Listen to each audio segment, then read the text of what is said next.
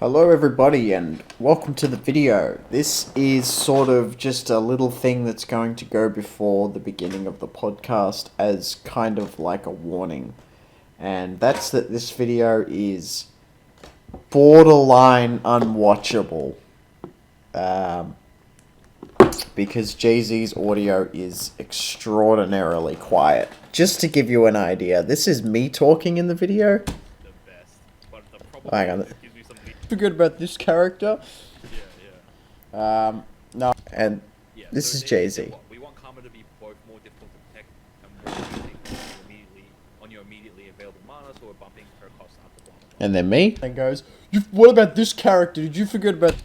He's normally a little bit quieter than me in the videos, and that's because I haven't quite worked out the levels, but I think what's happened is because I turned down the audio in the Siren Head video. I think I didn't fix it for this one, and it's a real pain in the ass because it's almost 3 hours worth of content that is now lost.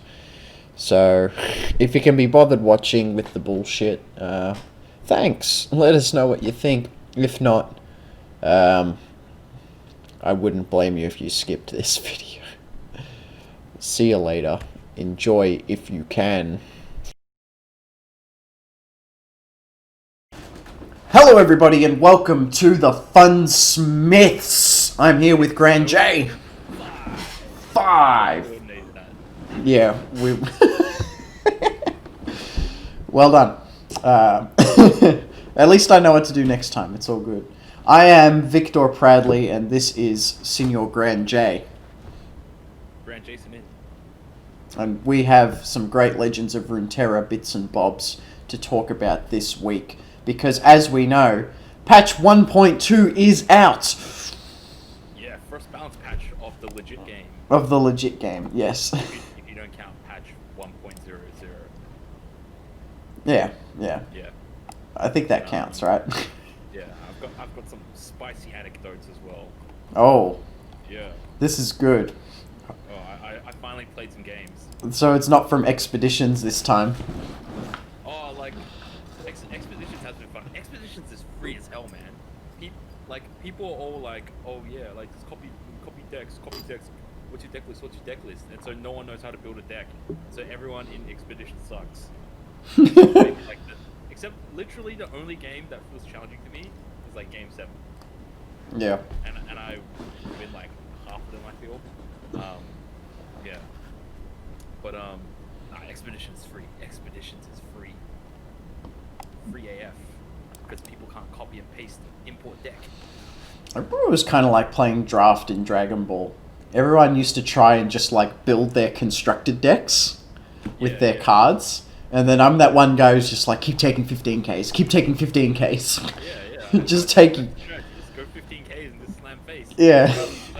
While they're sitting there trying to set up their fucking boards and get their pieces together when they only have like one of everything. Yeah. Yeah. That's Expeditions. Yeah, and like Expeditions already hold your hand because of the categorization stuff. Hmm. So, like, if I bothered reading and studying up on, because like some of them are synergy picks and some of them are wild picks. Hmm. So if I studied up on it more, then I could be like, all right, yeah, cool. So I'm pick 5, which means next pick's gonna be synergy pick. So if this is a wild pick, that means I can go a little bit off my archetype, blah blah blah. But nah, I haven't sat down to really analyze Expeditions that much yet. I don't think anyone is going to create that sort of content yet. I don't think anyone's done like good expedition content, so everyone has no idea. Yeah, it's very much unexplored territory at the moment, I guess. But I haven't seen a Game 7 in Expedition, so I don't feel comfortable being that guy. I think I played like 5 or 6 expeditions in the last week or so, and I 7'd like I think at least 4 of them. Yeah. Yeah. So sometimes I'll start drafting my deck, and like I'll be maybe 6 picks into it, and I'm like, oh my god, this deck is so random. And then by around pick 11 and 12, I'm like, oh shit, I managed to turn this around. This deck's kind of legit now. Yeah. Oh my god, I found some badger bears. Yeah, nah. Like, to be honest, I don't feel bad about decks if I get Badger Bears early. When I was doing expeditions, like one of them that I thought I was gonna do really bad with, was I kind of drafted some Shadow Isle stuff, and then later on I kept getting flooded so many spider things. Oh my And one of my god. champion picks was Elise, so I ended up building pretty much like constructed aggro spiders. I had like four of the brood thing that summons free spiders. Yeah. Just send them in, man. Send them in. Mm. Yeah. I only got 6 wins for that expedition, but that's only because in my last game I played against a TF deck. Oh. 2 TFs. Oh, so Because unluck. you're supposed to have 4 champions. Yeah. Going into that 7th game. But he was showing TF, Maokai, and Nautilus. So, so I was like, oh man, okay, if he's Nautilus and Maokai, then maybe he's only got 1 TF. So I played around the first TF. He red carded me. I'm like, oh cool, that's fine. Drop the brood, get a whole bunch of spiders, and then later on, after his TF died, he drops another TF. I'm like, oh my god, now I lose. Yeah, I'd feel pretty ripped off. yeah. But no, expeditions have been fun. Expeditions have been fun. You get to play a whole bunch of random stuff, man. Yeah, because you don't need to own the cards either. So you can even just stumble across something you really wanted to play, but you didn't have like the shards to put it together or whatever, and you're just like, oh, I'll just grab that and just give it a try, right? Yeah, and also there are cards that you think are certain cards, but they're actually different cards. So that there's that in the new build tool set. There's that free cost Noxus card, Noxus spell that deals 2 damage to your opponent's guy and 1 to face. But then there's also the one I think Nox in Forever which deals 3 to your guys to deal 3 to a target. And I got them mixed up.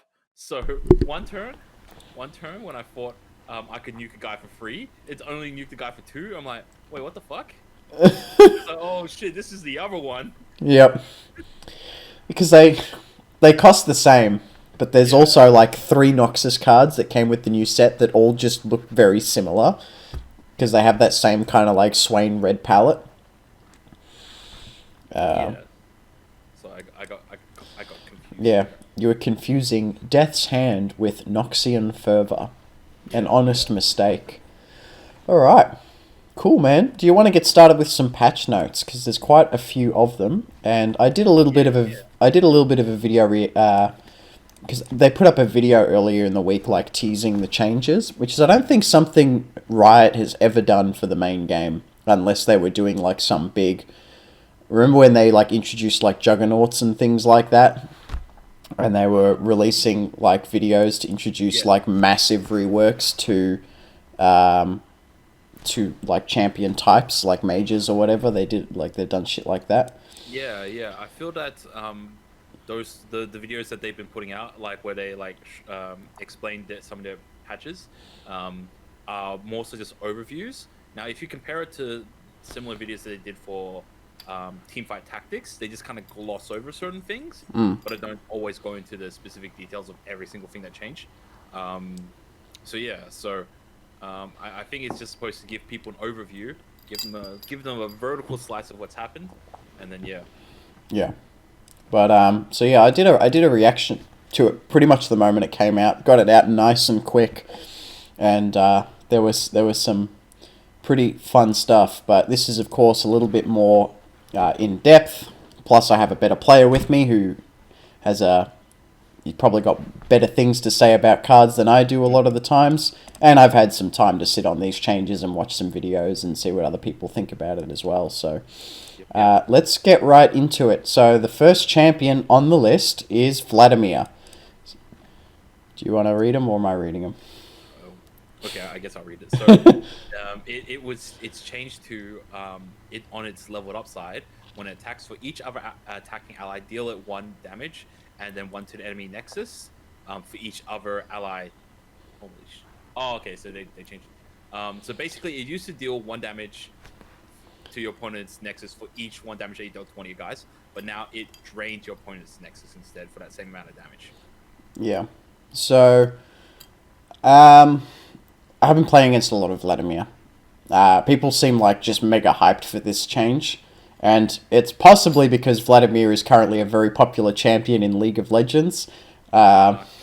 So, like, people like Vladimir, I guess. Not something I ever knew, considering he was just this vampire dude that made blood puns all the time.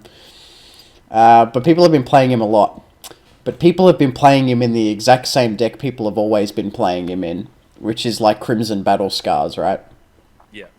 So throw your Noxus, right? Yeah. Battle So, Scars, yeah. so they run like Scarthane and War Mother, right? Mm-hmm. But I don't know if Drain is really helping those decks, because I'm not noticing any real difference between how the decks used to run and how the decks run now. Even their card list seems very much the same. But because I'm seeing it so more, I'm losing to it a lot more than I used to as well. But it's only because I'm seeing it more. Yeah. To be honest, like, I don't think that. Okay, so I think that a lot of the Crimson guys are very solid, and I think there's a lot of things that have made the Crimson guys a lot more playable. So I think Vladimir was playable, and I think that the Crimson guys should be where he goes with, because what was that Crimson Demolitionist, the one that deals damage to guy to the opponent's face. Imperial, That's actually really good, like in conjunction with a whole lot of the Crimson guys. So I think that there's a lot of scope for more Noxian centered builds around it. I don't think you want to be using those throw your guys that increase attack power whenever they receive damage. Also, it's got this fun little synergy where it doesn't deal damage to your own tough guys. So that's a thing as well. So when you think about it, fundamentally, all this has done is basically allow this deck to drain maybe an extra couple of lives, so extend the game a little bit longer. So against aggro, being able to drain your opponent is super important. So I think that this could be a more mid-rangey deck. So if you look at, like Bannerman, that deck got nerfed this week, and I guess we'll talk into more depth. I think potentially some sort of Vladimir deck could sort of fill that sort of gap as the new strong mid-range deck. Because when you think about it, Vladimir and Garen, they have very similar stats, right? So it's like the 5/5, but Vladimir only has regeneration on the leveled upside. Vladimir gives you a little bit of sustain as well, which Bannerman I don't believe was running because they weren't running Radiant Guardian. So overall, I don't think this is a major buff. To be honest, I'm surprised that they buffed Vladimir. There seems like other champions that they probably could have buffed that were probably more needing of buffs, like, for example, Tryndamere. Tryndamere. He's your champion. He's a champion in this game. In case you forgot. So Vladimir, I think it's fine. I think balance-wise, he probably could have done with a buff, and flavor-wise, this is pretty spot on. Not much to really say about it, actually, other than that. I don't think there is a tremendous amount to say, because I don't think it's really changed the way Vladimir or Vladimir decks have really run in the past. Like, draining one is nice. The draining is only on the flip. Thankfully, it's normally really easy to level Vladimir before you play him. I very rarely see this guy get played before he's leveled. I don't know. I don't feel like it's a very substantial change, because I feel like once he's hit the board, he might only drain like 1 or 2 times for maybe like 3 health each. And I guess 6 health isn't like much to scoff at. That's like more than 25% of your life. Yeah, but it's only that if you can get optimal attacks in. Well, yeah. So if you don't have other guys to attack with him, then it doesn't really work out. Plus, Vladimir has to also be contributing to attack as well. It's not even like Misfortune, where she can just sit back and shoot shit while your other guys go in. Like, I feel Vladimir's effect is still probably a little too cumbersome. It's just that there doesn't seem to be enough reward for how cumbersome his ability is to trigger off. Plus, there's a cost as well. You have to damage all your guys that are attacking. So, it means you can't attack with small guys, right? So fundamentally, there's a cost to this effect, and I think that when you balance out the cost and the value, it's still not good enough. Well, the benefit to playing him in a like a Demacian Bannerman style deck. Like, let's say you ran Vlad as your only champ, and you ran just like straight Bannerman with Vladimir. You can Ranger's Resolve and just for 1 mana give all your guys tough, and then he won't deal damage to the dudes anymore. True, yeah. Because they are the only region that has access to granting your guys tough. Like, Yeah. you can chain vest a unit to give it tough permanently, or you can Ranger's Resolve to give everyone tough for the turn, and they cost the same mana. Yeah. Yeah. Although, to be honest, there is potential, when I think about it now, for Vlad to be playing some Shadow Isle stuff. Because being able to heal your guys is pretty good. And I think Shadow Isle's got that heal your guys for free spell. Potentially also some... Oh, you mean sap magic? Yeah, yeah. You can just keep sap magicking. You play like Vladimir Maokai and just keep shuffling Maokais back in your deck with sap magic. You don't even need to run Maokai, right? Yeah. And so, yeah. So, and also it gives you a way to kill some of your guys. So, for example, there's what that Cursed Keeper. You can just kill your own Cursed Keepers, man. Yeah. So I think there's more scope for Vladimir other than just like the Battle Scars deck. Yeah. And man, being orange and being able to orange your guys, man. It's like swing with Vladimir, deal some damage, drain some damage, chuck some oranges down, heal more, heal your guys, go in again, drain some more. Yeah. Orange man, good. Yeah. I don't know, like it's one of those characters where he's not like in a Yasuo position, right, where he can only realistically play with one style of deck and only be mixed with like one other region. So I feel like we should be seeing him in more strategies than just Battle Scars, right? I think the issue is that there's no archetype that relies on him so heavily that you have to play him.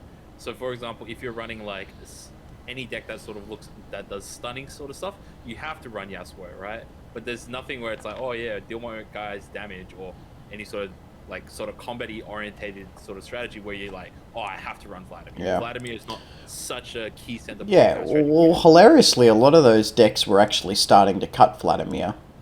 Yeah. Like some people were just trying to run it without Vladimir and still finding very similar levels of success. I don't know. Yeah. So. Yeah. I'm not sure. I guess we can move on from him anyway. One of the annoying things with Vladimir though is that he doesn't deal his damage. So when he triggers his skill, it doesn't deal the damage immediately. So if you had say Swain, because Swain can only stun the back row guys. Yeah. So your opponent declares blockers before Vladimir resolves his thing, and then Swain can't stun their big combat guys. So yeah, no synergy there. Yeah, it's really weird and annoying how some on attack triggers put a skill, and some on attack triggers just like resolve immediately. Yeah, that's one thing I think Riot needs to clean up though. Yeah, they'll get around to it. I think they did clean up a lot of card text this patch, but I haven't really had a look at them yet. Yeah. Do you want to talk about Karma? I don't have too much to say about Karma. So basically, in summary, guys, Karma, she got nerfed in that her cost on both her front side and her back side went from 5 mana to 6 mana. To be honest, in my opinion, this is a nerf, but I don't think it's such a severe nerf, right? So basically, you're not playing Karma early on very often, except for when your opponent taps out early. But yeah, so basically, if your opponent taps out early and you can drop a Karma on 5 and you have some mana backed up, then your opponent is pretty screwed at that point. So basically, this just delays one turn of you being able to capitalize on your opponent's mistake.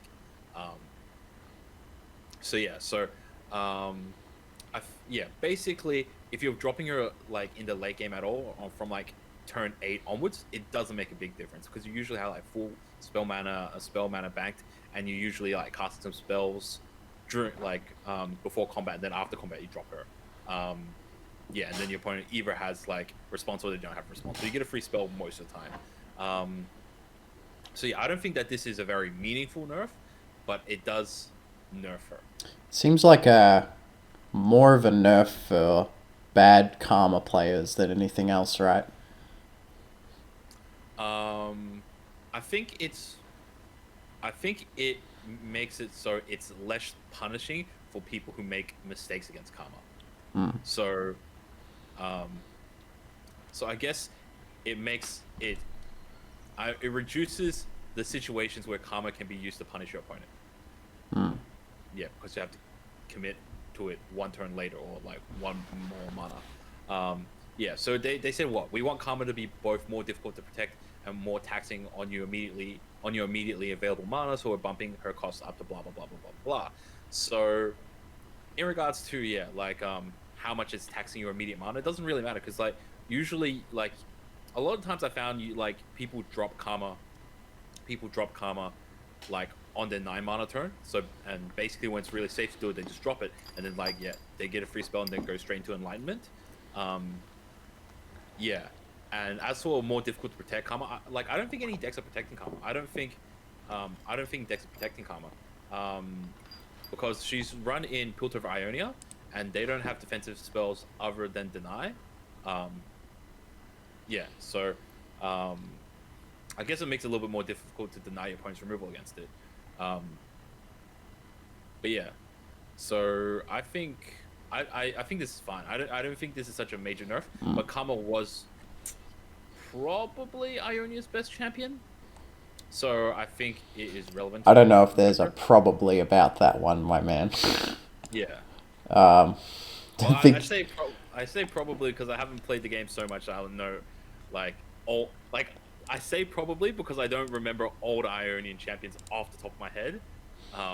But I think she is the best. But the probably just gives me some leeway in case. In case someone turns around and goes, "What about this character? Did you forget about this character?" Yeah. No, I think there are a lot of people who will happily come out and say that Karma is not only the best character in Ionia, potentially one of the best characters in the whole game. Some probably wouldn't even add the probably to when you say best character in the game. So the only other the only competition she has in Ionia is Shen, Yasuo, Lee Sin, and Zed. Yeah. And the only other two that kind of get played are like Zed and Lee Sin, but not in the top decks. So but best champion Ionia. Anyway, speaking of other Ionian champions, as one gets nerfed, another gets buffed. So yeah, as for Shen, I actually drafted him recently in Expeditions actually. So yeah, I did get to play a little bit of Shen. So in summary for the buff guys, Shen's power both on his front side and his back side, so his attack power has increased by 1. So he used to be a 2/5 for 4 cost, now he's a 3/5 unleveled, and leveled he's a 4/6. So yeah, so as for this, to be honest, from my experience playing Shen, I do not think that it was a necessary buff. Yeah, I don't think it was a necessary buff. I think that Shen was kind of he was fine functionally. Doesn't mean he was understated, but like he was performing his role, and his role was basically to give barrier to next guy, and the next guy is usually going to have challenger. So yeah, so it's more so that there's no real. The reason why Shen hasn't been seeing play is you don't need to bother with Shen if you've got Undying. The APOS spell. Oh, Unyielding Spirit. Unyielding Spirit. So it's like before, it's like it's Shen Fiora, right? But now you got Unyielding Spirit, just Unyielding Spirit on Fiora. Put that shit all the time. So Shen's got no reason to be played in the Fiora deck as much anymore because now Fiora has access to. If you splash it with Freljord, you've got Fury of the North, which can give her a huge stats. and then when you get to that turn, you just drop Unyielding on her, and then unless you're against Ionia, you can't do anything about it, right? Well, they can't do anything about it. So that was one deck that will probably, most likely, will never see Shen in ever again. However, Shen was also played as an additional champion with, like, Garen's Bannerman, right? Mm-hmm. So Shen was played in Bannerman with, like, that one-drop chick that got more attack power when a unit grants barrier, and also Bright Steel formation. So Shen, like, Bright Steel would level up Shen straight away if you only had Shen on that turn, but then also every unit that got Bright Steeled would also get 3 extra attack. So it added a lot more pushing power to a Bright Steel. But also, Bright Steel stopped getting played as well in Bannerman. So even if I check the current list for Bannerman, there's still no Bright Steel. They're only using Cytheria as their top end. And it's been like that for pretty much as long as Grizzled Ranger's been in the game. And I think that was also Shen's problem with the Bannerman deck, is that he shares the same cost as Grizzled Ranger. And when Grizzled and Loyal Badger Bear, before their nerfs, they were just an automatic pickup in any Demacian deck. Yeah, and you didn't want to invest in Shen giving those guys barrier because you just didn't care. They were a big block of stats that you were just like trying to brute force your way through. So you didn't really need a barrier. Although I did play Shen in Expeditions, and that was fun. Surprisingly good, like, because for you guys that don't know, playing Expeditions, barrier is really strong in Expeditions. It's because Expeditions like very combat tradey, and just like barrier is so good in Expeditions. I went 7 in that run. Shen Fiora, double Shen, double Fiora, just destroying fools. Yeah. So and when I was playing that expedition, I didn't mind my Shen only having 2 attack. To be honest, like the important part about Shen is his health. So at 5 health, he can usually attack, and if you challenger their biggest guy, then usually the second biggest guy usually isn't strong enough to friend Shen. So like the 2 attack does make a huge difference to him. But I guess now with free attack, now that he's got free attack, he's a lot more snowballier, especially if he's got a challenger next to him. So Shen, I think, might now actually be pretty legit. Yeah. Free attack hits a lot of things. And I want to say he's like a tested character already, because even like before his buff, there was a time before the game's release when he was actually quite competitive. We're not in that Shen age anymore. Kind of my biggest beef with Shen as a champion is that I feel like he's got Yasuo syndrome, where he can only be played with one other region. So Shen can only really be played with Demacia, because Demacia has all the barriers. Just like Yasuo can only be played with Noxus, because Noxus has all the best stuns. It's kind of my only issue with Shen as a character. I would like it if he was a bit more playable in other regions, but there's probably like some Shen deck on the way that's like, I don't know, Shen Freljord, and you only play him because he support Grant's Barrier, or something like that, and you just want to be in Ionia. Like, there's probably reason to believe, because he actually helps his own level up, right? Unlike Yasuo, who you need to use other cards to utilize Yasuo, Yasuo's effect, whereas Shen comes out with his own effect, but if he sees 4 of them, he also gets to level up. Yeah, to be honest, I don't know if you necessarily even need to build your deck to a point where you want to level up Shen. Like, if you just have challenger guys, his stat line and his effect is already really good now. It would kind of be like Hecarim back in the day in Shadow Isles. You didn't care about flipping the Hecarim. You just played the Hecarim because he was a big bunch of stats, he had Overwhelm, and he created 2 guys. So he was a super aggressive attacking guy. You didn't even care if you leveled up. If you leveled up, you were definitely winning. But like Shen, it's like, yeah, I think that's the same thing. It's just like, you're playing him because he's now like a really good bunch of stats, right? So for 4 cost 3/5, that's a good bunch of stats, and being able to give the guy next to him like barrier. And if you got any guys that can sort of even take advantage of that, then you're really far ahead. So I think Shen, like I don't know what the current meta game is, but I think Shen probably might be a little bit slept on at the moment.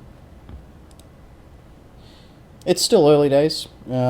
I don't own any copies of Shen, so I can't really try him out myself just yet, but I am looking forward to giving him a go in some of the deck ideas that I've got bouncing around up here. Yeah. But yeah, so I think Shen is probably better than average now in terms of his playability. Cool. In terms of champions. Shall we talk about 6? Cool. 6 or momentum. Yeah, I can do a pun as well. Because momentum is force times inertia or something.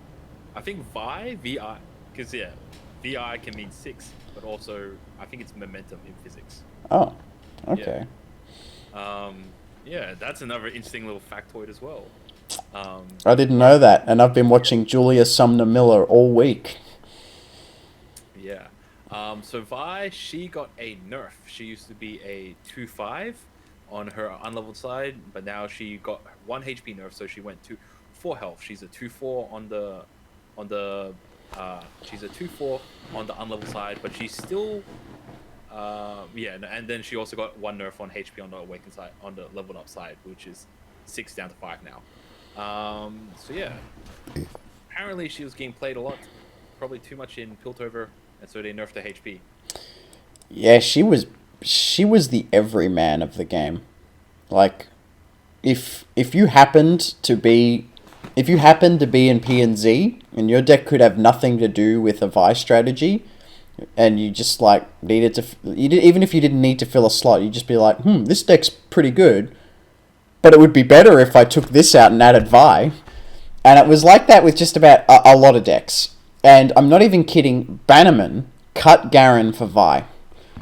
Mono Demacia Bannerman just took out Garen and put this chick in because she's just so good. And she didn't even need to level. She didn't need to go for this, when I strike a unit while attacking, deal 5 to the Nexus. That didn't matter to people who played Vi. It still doesn't even matter that much now. Because, yeah, although she's 4 in tough now, she's still hitting the board at like a 4 attack or 5 attack, and then attacking someone. And if they try and juice their guy up to protect it, they could just like cast some random spells and juice their Vi up even more. She still fills that role of just this like fat mid-gamey challenger that just like bodies pretty much every other card playable. Yeah. She kind of had the Badger Bear effect, but with challenger. She's just like a efficient block of stats that you didn't even care about her potential synergies or whatever. You just played her because she was bigger than all the other. And she very much outcasted just about every other 5-cost champion, right? Because every other 5-cost, a lot of 5-cost champions in this game are 5/5s. If you think about Garen, if you think about Gangplank, if you think about Vladimir, they're all like 5/5s. They can't trade with Vi. Yeah, and they only get 1 keyword. Vi gets 2 keywords. She gets challenge and tough, right? Garen gets regen. Gangplank gets overwhelmed. This chick, she gets 2. She gets challenger and tough, man. Yeah. Yeah. And she can go right up to 10 attack. The only weakness she really had is if she happened to be up against Ionia. But everyone's weakness in the game is Ionia, so it's so like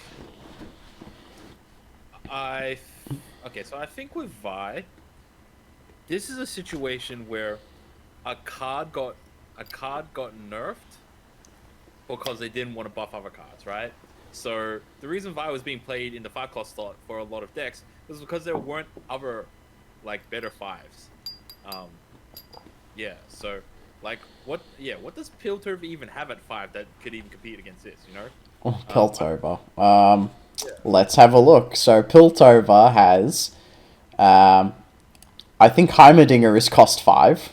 Yeah, they have a whole bunch of like lame scientists, engineers that all have shitty stats, if I recall. Jinx comes down at 4, Teemo's at 1, and Ezreal's a 3 cost you play pretty much only exclusively at the end of the game. Like, even, like, with followers, I think a lot of the Piltover 5 followers are bad. Hey man, you got mid and Stoke henchmen. Yeah. And you've got FUNSMITHS? Nah, I don't know. I think she's a 5, and Chempunk Shredder is a 5, and Chempunk Shredder doesn't get played. FUNSMITHS certainly doesn't get played. Why'd we name our podcast after a card that doesn't get played? Because it was catchy. Yeah. And also, we get the highest search rankings, you know? If we named ourselves, I don't know, the Vi Brigade or something, there'd be like way too many hits. If you like look up on YouTube, FUNSMITHS podcast, we're the only thing that pops up. Yeah. Yeah, that's strategy. That's metagame. That's S tier thinking. Yeah. That's why I get so many hits on YouTube. I got like 15 views on my last video. I am killing it. Yeah, man. Yeah. It's always the hardest when starting off, man. Yeah, so, so, like, going from 5 HP to 4 HP feels really bad. Feels like really, really bad. Oh, okay. Yeah, the 5 cost slot, by the way, you know what you have? Chempunk Shredder, FUNSMITHS, Mid and Stoke Henchman, I don't know if it counts, but Pursuit of Perfection, Subpercival, and Unstable Voltician. So literally, they're all bad. They're all borderline unusable 5 costs. Yeah, that's why. Yeah. But like, I will say, like, she was getting played with Demacia, right? Demacia has some really strong 5 drops.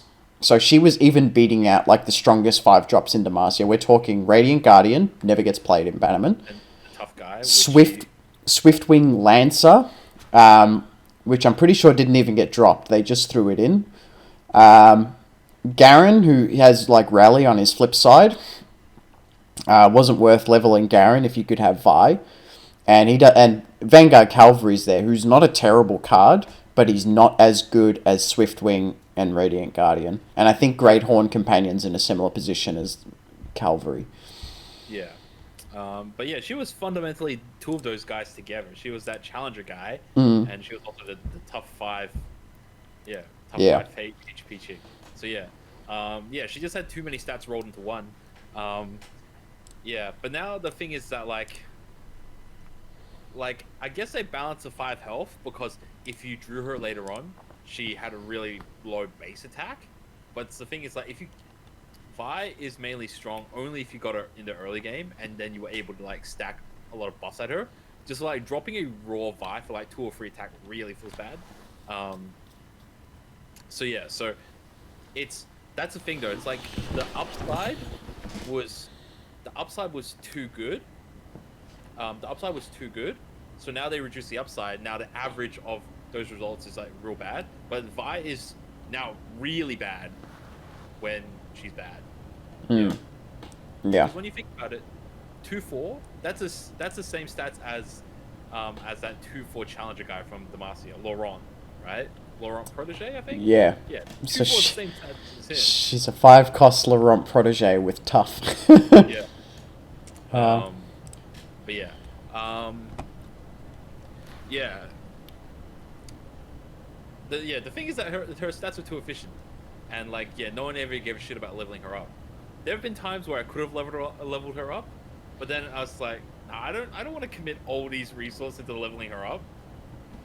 It's like you never want to try to level her up, but if you just happen to level her up, then then it's strong. Yeah. But a unit that sees like 2 or 3 combats is generally a pretty good unit. Yeah. So overall, yeah, she was too many stats rolled into one. So I think she's fine. Yeah. And now you kind of want to level her up. You kind of want that 5 HP stat. Yeah. But yeah, this one was a very relevant nerf. I'm just super glad that I didn't get greedy and craft a whole bunch of these champions that got nerfed. I didn't craft any Karmas and I didn't craft any Vi's. I'm good. I'm good. Yep. I crafted Karmas, but Karma's still good. Yeah. Yeah. But yeah. Nah. So I think Vi is still definitely going to be played in Piltover just because she's still far better than all the alternatives. Yeah. Yeah. But Piltover's champions are all very specific to a certain strategy. Yeah. I mean, Jinx goes into the discard deck, Teemo goes into the Mushrooms deck, Heimer goes into a deck that can use Heimer, Ezreal goes with Karma, or Twisted Fate, actually, at the moment. Vi was going with any deck that any deck that happened to have a slot for Vi. Yeah. Yeah, like basically, if you didn't need to rely on a specific champion for a particular archetype, you just chuck Vi in. So yeah, which is good, I guess. Gives other champions a shot to be played. Although, to be honest, like after playing her in expeditions recently, her level up animation is really cool. I don't get tired of that. When she punches the wall. Yeah. No, I think it's cool too. I've never been a fan of Vi in game. Yeah, like there's some level ups I'm sick of. I'm sick of the Jinx one, and I'm sick of the Zed one, because I've seen them so many times and they're so boring. But the Vi one punching the wall, that's always cool in my opinion, and you don't see it so often that you get sick of it. Yeah, there are some you just never see, and that's what makes them so good, right? Yeah. But it's also interesting to watch. Like you don't see the Tryndamere one too often because you don't see Tryndamere, but just feels it's kind of yeah. Tryndamere one feels kind of lame. Yeah. But that's Vi. Got nerfed, but still playable. I like seeing Thresh's one. I think Thresh is a cool one that you don't see too often. Yeah. Lucian's is pretty nice. Guns. Well, there's two different ones, because there's one for when Senna dies, and there's one for when you meet his level up requirement. So when Senna dies, it has the split, and if it's just like 3 guys dying, then it just goes into the normal animation. Yeah, but his is very cool. Yeah.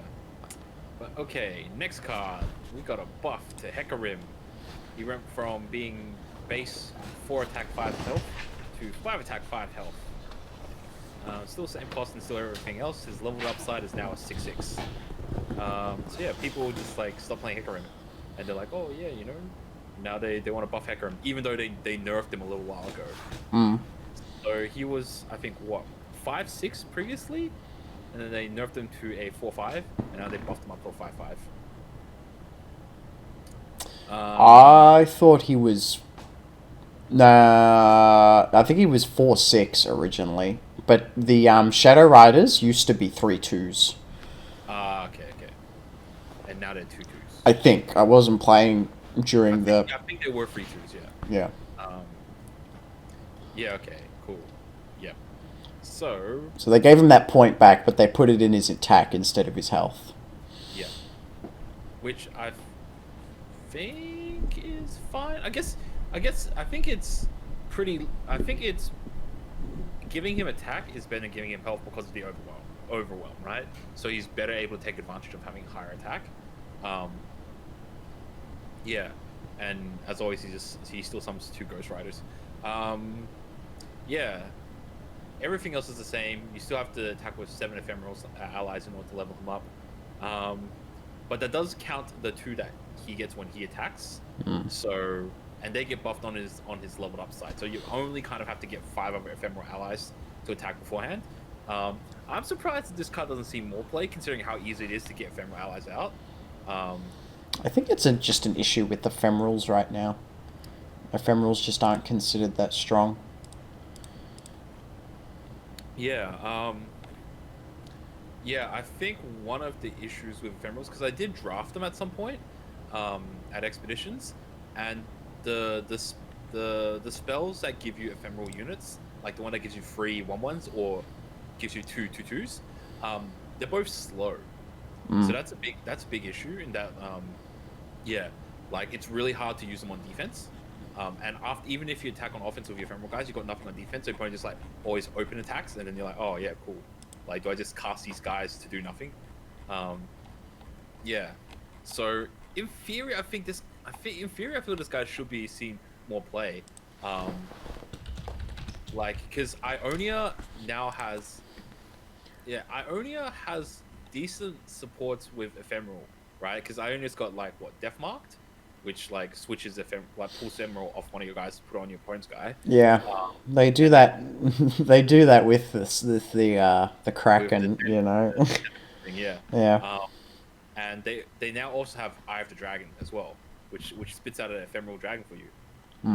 So yeah, so you can get that number up, you know, just get a chariot shark in, and then get a free ephemeral dragon every swing, and yeah, life steely, get some free damage. Yeah, easy to get that Hecarim flip. And also when you think about it, because Ionia has Meditate, which gives you more of those spells that spams out the ephemeral units. So in theory, there should be a more playable Ionia Shadow Isles deck that's based around ephemerals. But yeah, no one's decided to make that yet. So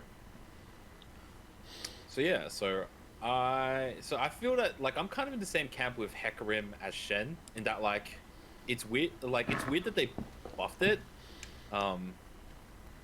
It's weird that they buffed it. I don't know. I think 4 power was pretty underwhelming. If you have a 6-drop guy that can't even like properly trade with 5-drop guys. Yeah, but he's creating 2 2/2s as well when he attacks. Yeah, but like the guy himself isn't that strong. His 2/2s are going away at the end of the turn, and 2/2 isn't that threatening a unit. Yeah, but he pushes damage. But yeah, like I guess considering that now there are more now that there are significantly more champions at around the 5/5 mark, it is relevant for Hecarim to be bigger, right? So, considering that Vi and Gangplank both got released, they kind of want Hecarim to be able to like at least trade with those guys. So I guess this is like one of those situations where, because there has been power creep with these new releases, you have to creep up some of your older guys to sort of now match the new bar. Which I guess is like kind of a good thing about digital card games, and that you can buff old cards, not like actual card games where like power creep happens and all your early cards become like dead useless. Yeah. Yeah. So yeah, so I think it is fine. Yeah, so like yeah, this is a fine buff. It just brings him kind of in line to make him more playable, but I don't think that Hecarim was inherently bad as he was. It's just the thing is that there's not a lot of diversity in this game, because every like the culture of people who play Legends of Runeterra is like, oh yeah, just copy the meta, you know? It's like, yeah, Runeterra players, like the culture of the Legends of Runeterra community is like sheeple, the sheep that just follow what the meta is. And it wasn't until like recently where I was just like, oh yeah, you know, like I was kind of like tired and I didn't want to play serious. I was just like whatever, just play random casual decks. Dude, just building your own random casual decks is so fun. It's just way more enjoyable than tryharding on ladder, man. Yeah. Yeah, but everyone wants to get those bragging rights. Man. Oh, yeah, There's a character in the followers list coming up that I've been doing a fun deck around that I've been trying to put together, but we'll get to that just a little bit later, because we have some other dudes to talk about now. But yeah, so Hecarim, fine buff. Hecarim, buff of approval. Basically, unless you're playing ranked, this probably doesn't make a big difference. Because if you're playing casual, you don't even care too much. Yeah. Next card, Great Horn Companion. he got buffed. He was a 4/5 at 5 mana. Now he's a 5/5 at 5. Yeah, he got that extra 1 attack, making him more in line with the other good Demacian 5s.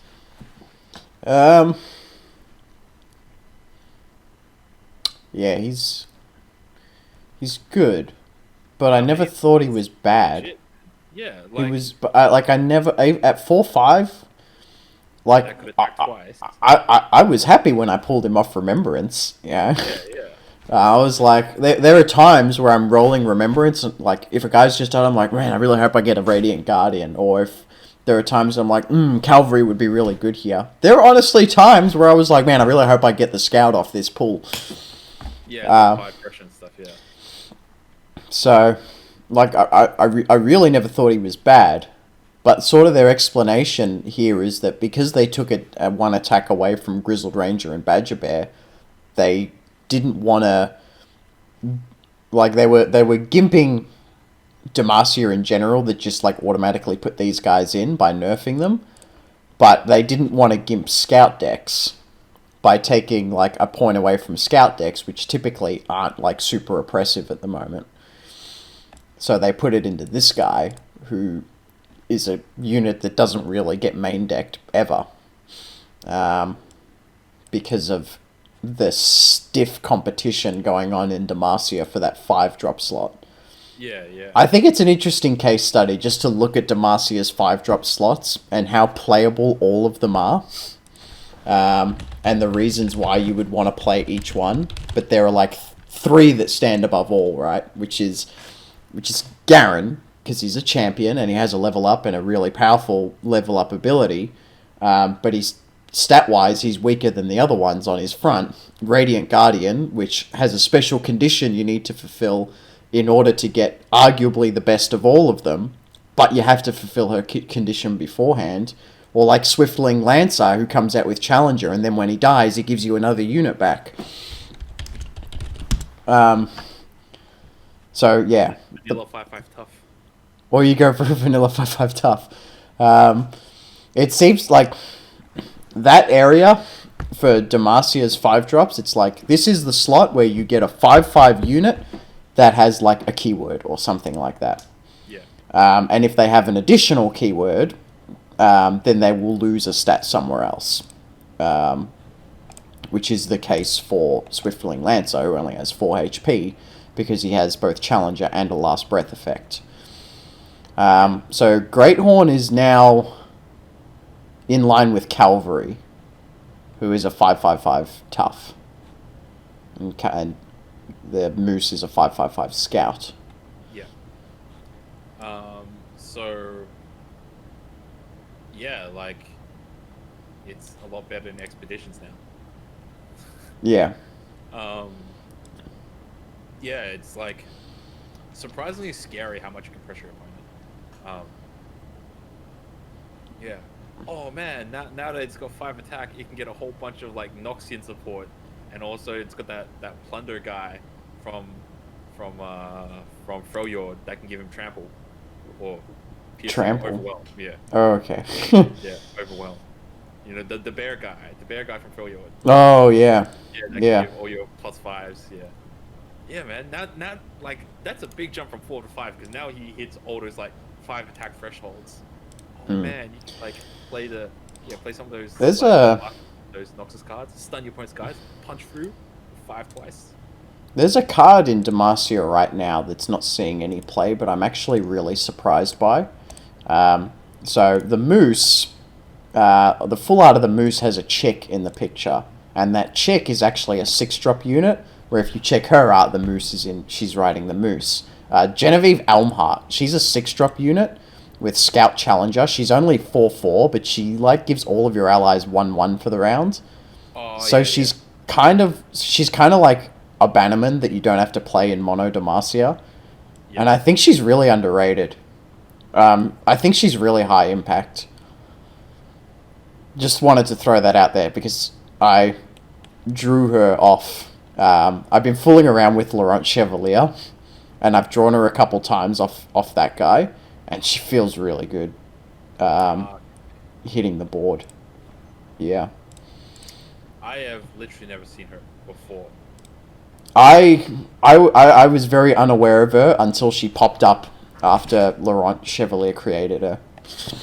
I was like, oh, who's this? 1-1 for all units for the round? Scout Challenger? What?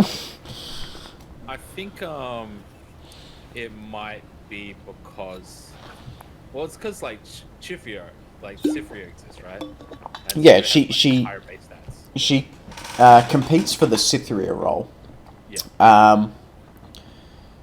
Like, the only real argument I can make for Genevieve over Cytherea in some scenarios is that if Cytherea hits the board and your opponent, like, concussive palms her, then you don't get the 1-1 fearsome boost on all your guys, because Cytherea needs to attack, whereas when she hits the board, everyone gets the 1-1 boost straight away, but obviously they don't get fearsome. But now you get, like, a chick who can attack with Scout and challenge someone. Yeah. But the thing is that Chifria, you can always play her on defense as well. So if your opponent gets the attack token on 6, Yeah. like you can play Chifria to block an attacker. Yeah, absolutely. She'll usually be able to survive to swing back on the next turn.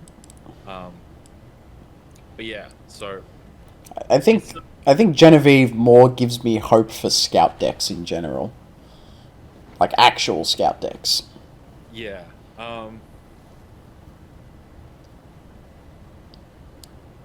Yeah, I wouldn't hold your breath. Thanks, man. Appreciate the vote of confidence. Even with Scout decks, like I think I said this earlier, even with Scout decks, the goal isn't to, just have a whole bunch of Scout guys. Like, isn't the goal to basically use your double tax to get a champion leveled up? Like, you want to level up the Misfortune, right? And like Scouts just allow you to do that. So you don't need to stack a whole bunch of Scouts. That's what my interpretation of it was.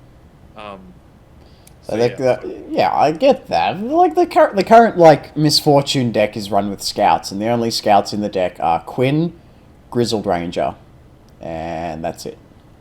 Yeah. Yeah. The Captain, I like. Oh, you have more fun if you play casual decks over here. You try and shut down my Scout Chevalier fun. But it's like casual decks are like, okay, casual decks are fine, but it's like even if you were building a casual Scout deck, you don't need them all to be Scouts. No. Like, yeah. Just like my Challenger deck at the moment doesn't run only Challengers. Yeah. But like, yeah, I don't know about Genevieve, yeah. And she's also Epic, I think, which yeah. She's expensive. Yeah. I don't have a full set of her. Yeah, Epics are really where the game like paywalls you, man. It's hard to get Epics. You only get like 1 or 2 Epics a week. Yeah. And there's so many Epics. I did a stock take of my account the other day, and I'm only literally 60 commons away from having a full set of commons.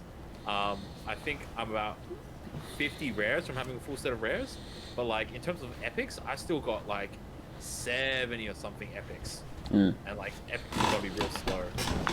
Yeah, like champions only need 33 more to have like a full set free of everything. Yeah. But epics are really slow, and you don't want to commit those like 120 shards to creating a epic that you're only going to need for 1 casual deck, man. Like, yeah, I don't know if I want to pay $1.20 like for each epic card. I think it's actually more than that. No, it's less than that. I think it was. I did the math on it the other day. It's more than that, actually. It's like you pay like 2 AUD or like $1.60 or something. $1.60 or something for each epic champion. So for a playset of epic champion, you have to spend $5 whole dollars. You have to spend a booster pack in real life money to get free epic cards. Epics. I had 5,000 shards. I bought like 3 epics, and now I've got none. Yeah, exactly right. Alright, do you want to talk about the Grizzled Ranger loyal Badger Bears? Yay! Alright, so Grizzled Ranger, he got his attack reduced by 1, so he used to be a 4-1, now he's a 3-1. Badger Bear used to be a 4-4, he also got 1 attack drop, so he's now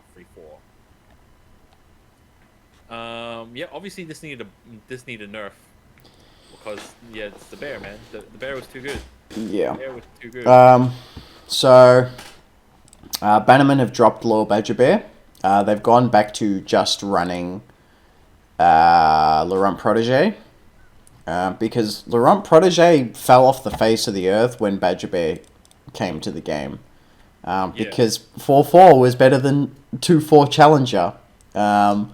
But now there's actually an argument to do one or the other depending on what your deck prefers at the 3-drop slot, right? Yeah. So Bannerman have gone back to running Protege, but they have not dropped a single copy of Grizzled Ranger. Whereas, if you look at something like MF Scouts doesn't run Protege, they run Badger Bear instead. So it kind of looks like this guy is actually in a meta-healthy position. Yeah. Like the whole thing with Badger Bear, in that like it kind of had pseudo challenger, in the sense that your opponent didn't want to take 4 to the face, so they usually have to try to block it. So it was fighting someone. But yeah, so as for Grizzle Ranger, yeah, like I could see it getting nerfed like from a mile away, because it's like there's very few things you could do to effectively counter it. It was even hard to even trade even with it. It was hard to even trade even with it. That was the issue. Yeah. Yeah. But now it's like there's now kind of things you can do with it. It means that yeah, you can sometimes you can kind of just let it through. It's not fantastic, but you can just let it through, like just scout and like let him punch you in the face with 6 to face if you don't want to deal with it. But yeah, one health is always just like weak. So I guess you don't have to trade like something into it. You can always just like just kill it and then deal with a 3-4 Badger Bear that's going to hit 3 to face. Yeah. He's still a Vile Feast target, right? Yeah. Oftentimes he would hit the board and people would just preemptively you hit it with a spell. Just like, no, I'm not fucking trading with this piece of shit. I'll trade with the bear, I won't trade with this. Well, like, another reason why you do that is because you want to create the spider, so the spider can also block. And the spider can block the bear, right? Yeah. Yeah. So, yeah, Grizzle Ranger needed a nerf. But yeah, like, now he is definitely balanced. Like, he's definitely balanced. He's pretty average now. Like, I wouldn't even say he's better than average. He's just solid. Yeah, he's just like reasonable. He's satisfactory. He's fine. Because basically it's kind of a Badger Bear that just at some point deals an extra 3 damage, right? When you think about it, because like, yeah, it'll just like it'll run into something or blocking at something, and then it spits out a Badger Bear. So it's basically a Badger Bear that just did a packet of 3 damage at some point to something, which is also pretty cost effective when you think about it. Yeah. So yeah. Good boy. Oh well. There goes all the budget players that were grinding up with their Badger Bears, man. They're common Badger Bears. Hey man. Like, yeah, on my NA account, I got like if I spent more time grinding with my NA account, I probably could have gotten up to gold on just like jank plus Badger Bears. Any deck plus Badger Bear. I was legit trying to do that. I got like halfway through silver before I ran out of time.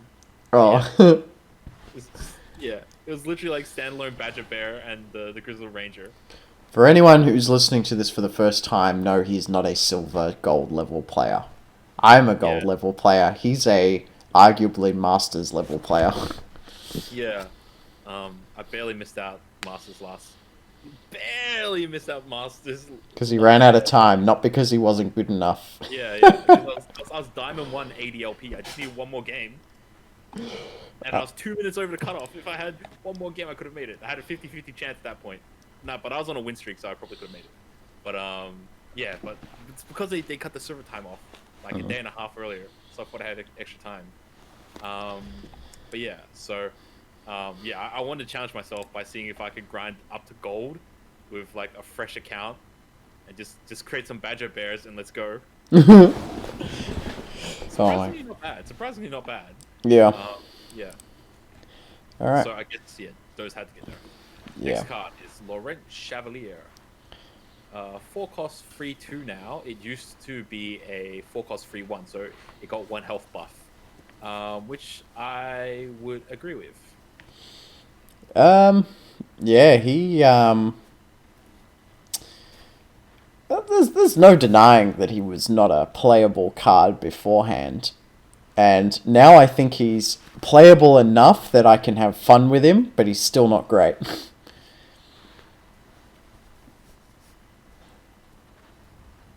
You alright there, buddy? He is not good. I know he's not good. Like, but I was surprised how much fun he was. Why does he cost 4 though? Yeah, four's really expensive. And four's a bit of a contested position with Grizzled Ranger in it, right? Yeah. Like, okay, so when you think about it, right? Piltover, I believe, has that Nexus pickpocket, that something pickpocket. Campaign pickpocket. He's Nexus strike, you get to take one of your opponent's cards from their deck or some shit. Hmm. And he's a free 2, right? And that's a 2 cost, right? Admittedly, it is a Nexus strike, right? And then you've also got in Bilgewater that ship. It was a 4 cost 4/1 challenger. When it enters play, you get to put a sea monster into your hand, right? So, like, if you compare it, he's understated. He was understated compared to the boat in Bilgewater, and he's overcosted compared to that little free 2 Nexus pickpocket, right? Like Piltover pickpocket. Yeah. So he was worse than both of them in both metrics.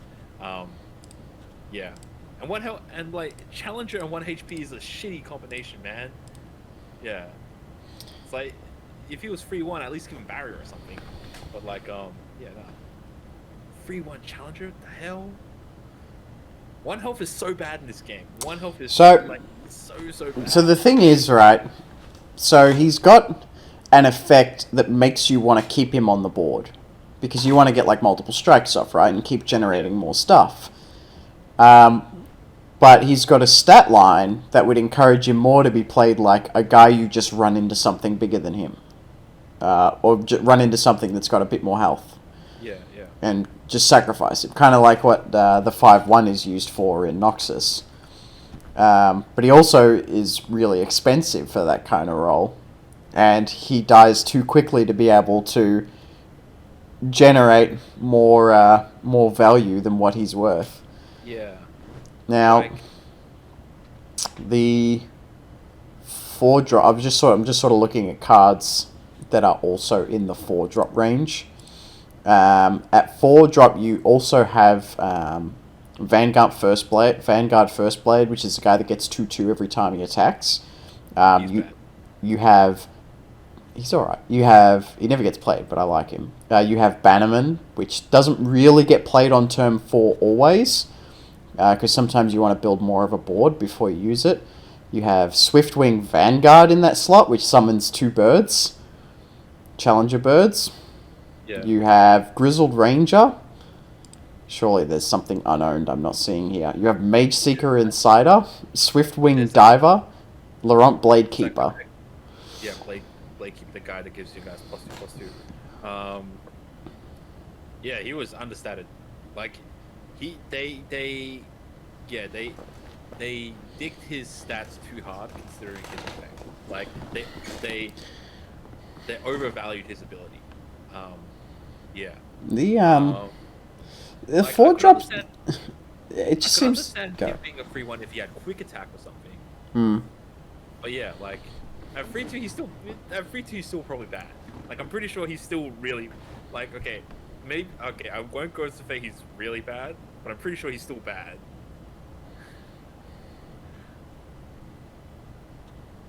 Yeah, he's still bad. And the thing is, at 4 cost, you can't even like curve him into Shen. You can't even like drop this guy on 3 and go Shen 4 or something, right? It's like he's got no synergy. He's got no synergy. In fact, I'm looking for something here. I'm not seeing it. the worst thing about this card is that he's got Challenger, and the reason why it's bad is because if he creates another random Challenger card, you can get another copy of this piece of shit. That's why he's bad. There's a lot of things that he can give you. He can give you Fleet Feather Tracker, like the 1-drop. He can give you more. He can give you Laurent Protege. I don't think he can. Yeah. He basically gives you any challenger that's better. Because he's probably the worst challenger in Demacia. Well, yeah. Swiftwing Lancer, Genevieve Elmhart. You can get Silverwing Vanguard. The 4-cost summons 2 birds. You can get Laurent Protege, and you can get the 1-drop bird. They're your draws. They're your pulls off this guy. Yeah. But he's competing with Grizzled Ranger. It's like there's no reason to play anything but Grizzled Ranger in the 4-drop slot. Yeah. There are some people who run like Vanguard Squire, who is like when you summon an elite, reduce my cost by 1. Like some people sometimes play her, but she's not really being played for 4. She's not really a 4-drop. She's just Yeah. like valued like 1-drop or a 2-drop or something. Yeah. And, a lot of Demacia decks run Bannerman, but Bannerman isn't traditionally played on 4 because you want to build more of a board. Yeah. So, I find really weird what Riot has decided to buff in this patch.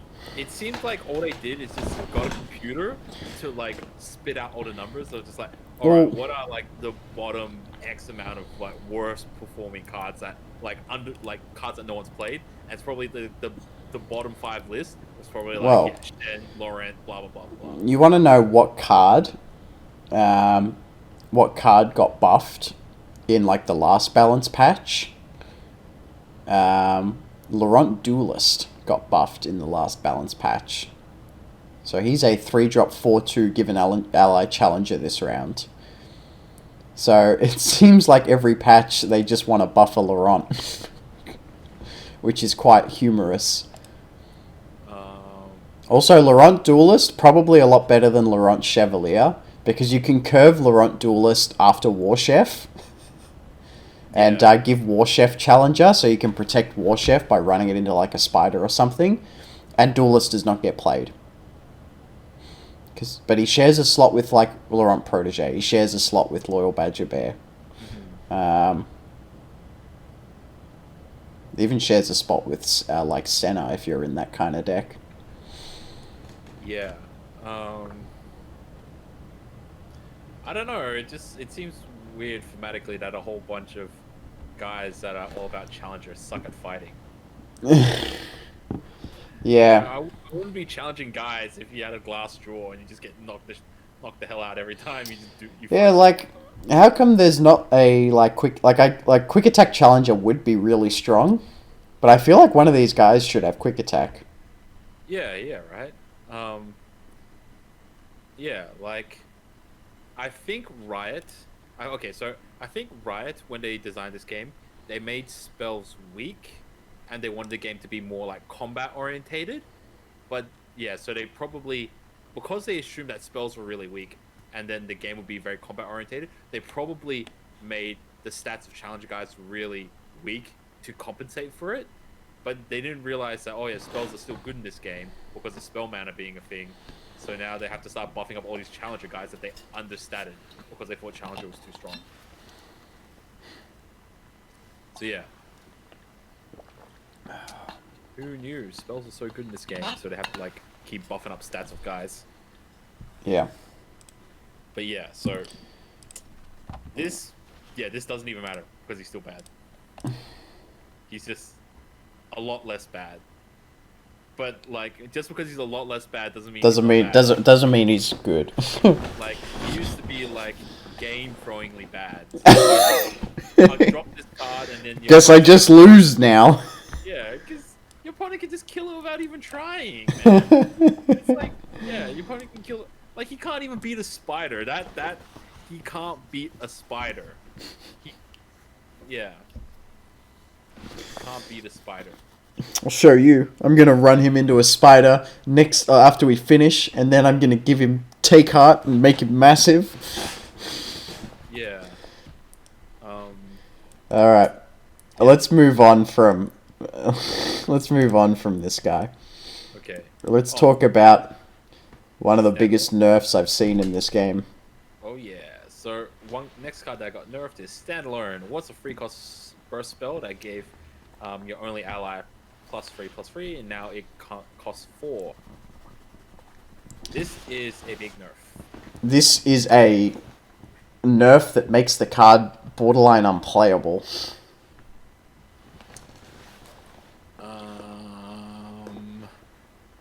It changes how you use this card, right? So basically, I think the best comparison to this nerf is the deny nerf, right? So it used to be with certain decks that play deny, you just skip turn 1, skip turn 2, and just keep that free spell mana banked up forever, so you can just deny something at some point, right? And so you like with Standalone, you can skip turn 1, turn 2, and if you're playing like the aggressive, like the monk or the Zed or something, then you could just like go straight into Zed. But you could always just always hold it off to do Standalone. But now you have to hold extra mana to do Standalone, right? Yeah. And the thing is that if you have only one ally, but the thing is that you usually want to progress your board. So there's no other types of other cards in this game. So you can't be playing enchantments or artifacts or other sort of shit to progress your board while only having one ally. So I guess this is more like a mid-gamey sort of card now. It is still reasonably good value, but I see two potential scenarios where Standalone becomes usable. If you've just been board wiped and you're in a game losing position and you put like a Radiant Guardian on with Standalone, which is a huge mana commitment, but that's like one time I see you using it. The other situation I see you using it is with Ephemerals.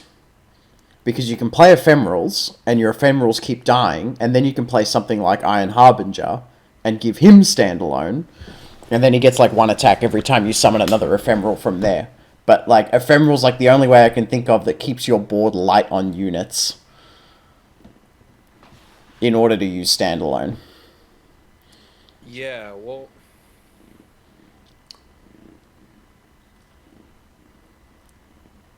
the thing is that because you can't bank the mana ahead of time to use Standalone, whatever you are planning on standaloning, you can't play it on curve, right? So even if you're gonna do Great Horn Companion or something, the 5/5 double attack guy, right? You can't even do Standalone on him until the next turn because you can't have the 4 spell mana banked up. So it means that it's really cumbersome to play this card. It's made it a lot more cumbersome because it is only relevant if you can play it on a big guy that you want to invest +3/+3 into. But the thing is that you can't pay off the +3/+3 until the turn after you play that guy. Yeah, and the thing is that because you need to have exactly one ally,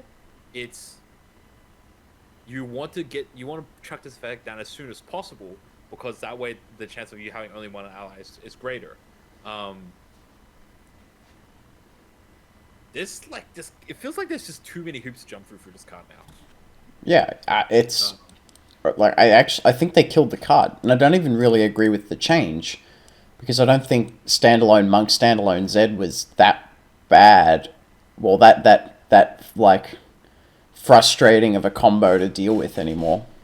There were a lot more ways to deal with that kind of deck, and I wasn't having any trouble with it. I don't think a lot of people were having a tremendous amount of trouble with it.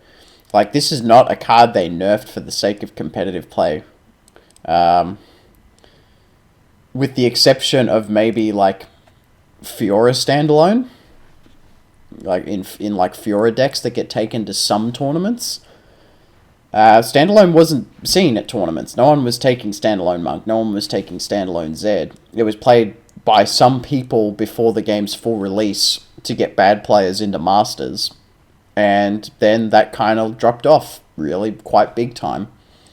Like this set, it wasn't even considered tier 2 in the current set. So I'm quite surprised that it took the hit it did. And that makes me sad, because I actually quite like Standalone as a card. And realistically, waiting till turn 3 before playing a unit in some matchups is a really big commitment. Yeah, yeah. In the current meta, it's not a huge commitment, except for playing against Burn Aggro. Like against Burn Aggro, it was really rough waiting till turn 3. But most other decks, it wasn't a huge deal.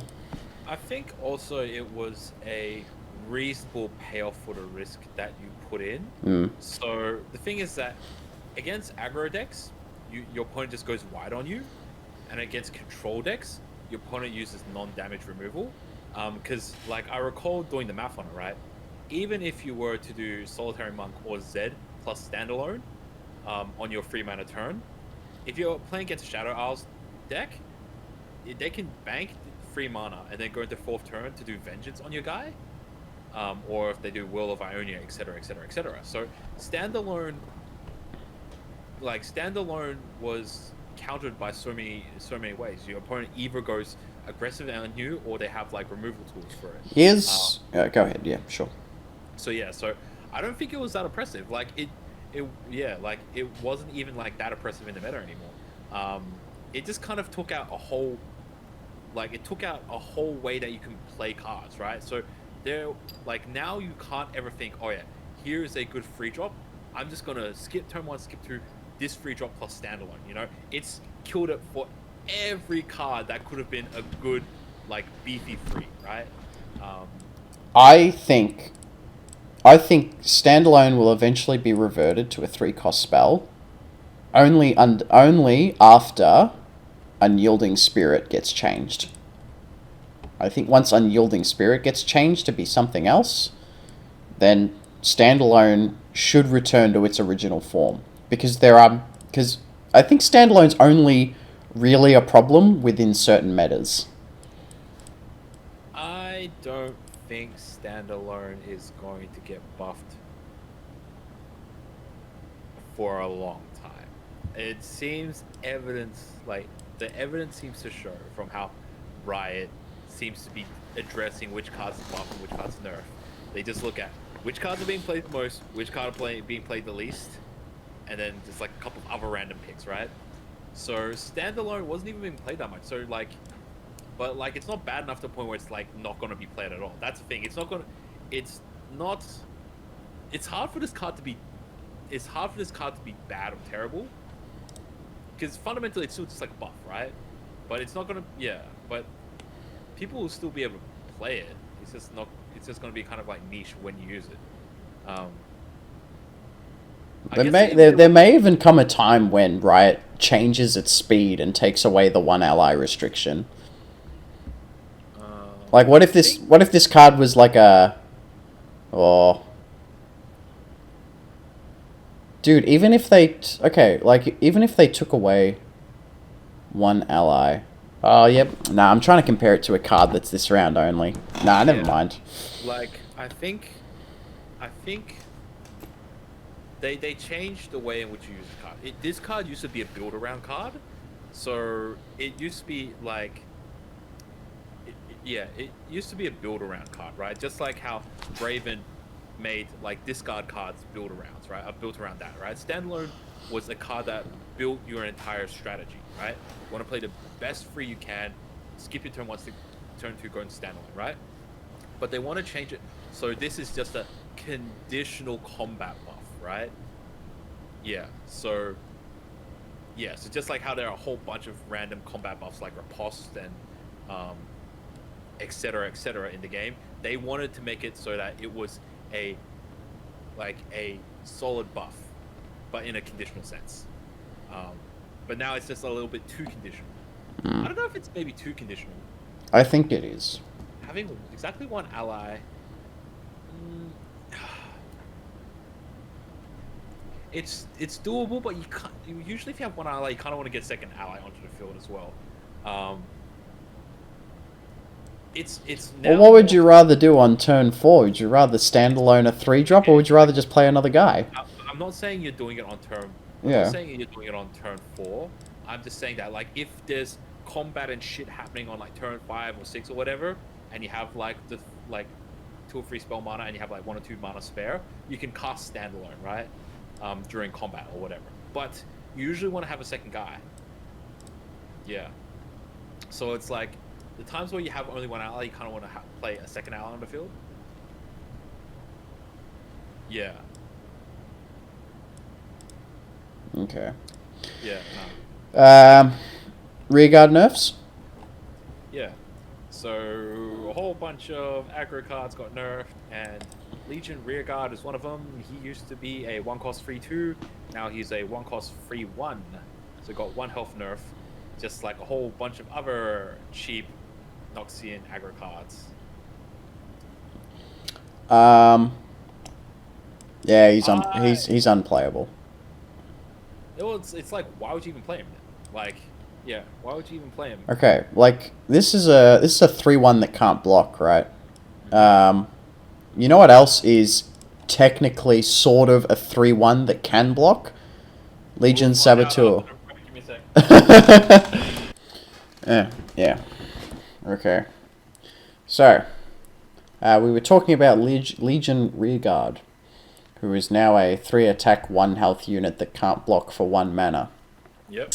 There is another follower in Noxus. You may know her. She is a 2-attack, 1-health unit, and then she deals 1 damage to the Nexus every time she attacks. Yeah, demolition chick. Yeah. She's demolitionist, I think. Yeah. Yeah. Legion Saboteur. Oh, okay. Yeah. So in theory, yeah, she also deals 3 damage as well when unblocked as well. So. But even if she gets blocked, she will still hit the Nexus for a point. Always hit for 1. Yeah.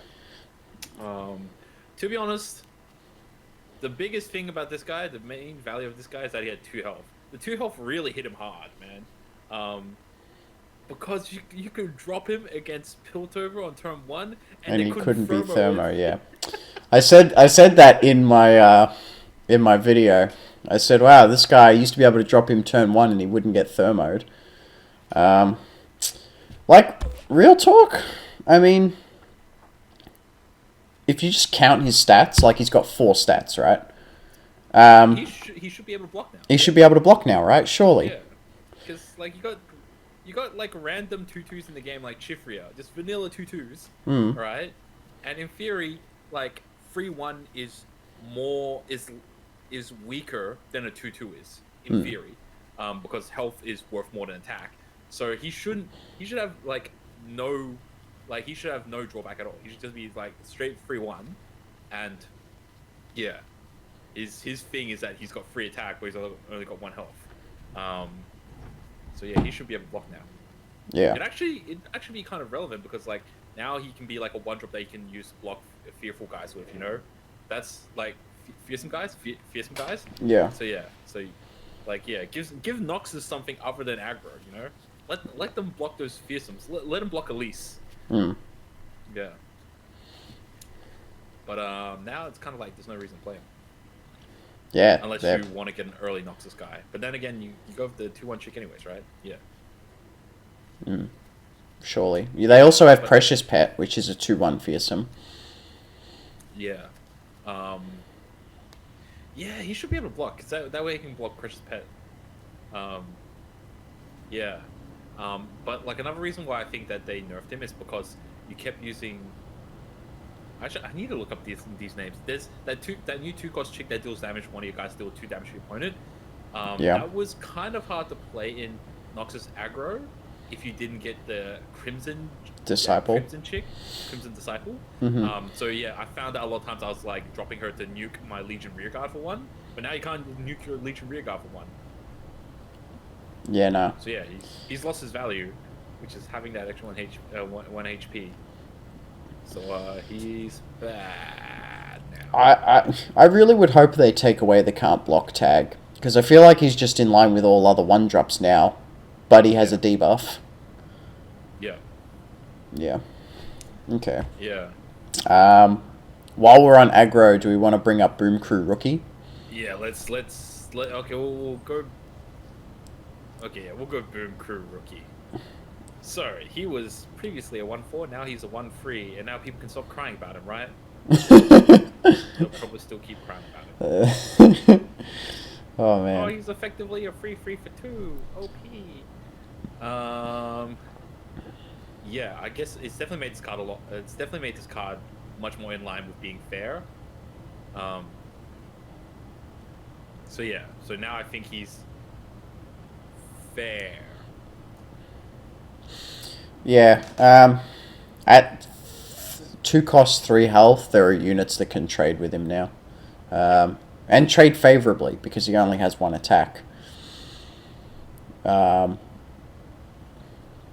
it's like, which means it's gonna be harder for Boom Crew Rookie to get like the dream, like multiple hits off, multiple triggers. A lot of the time he was triggering off 2 because there are not a lot of cards that can deal 4 there aren't a lot of followers that can deal 4 damage from turn 2. Yeah. Or even turn 3 in a lot of cases.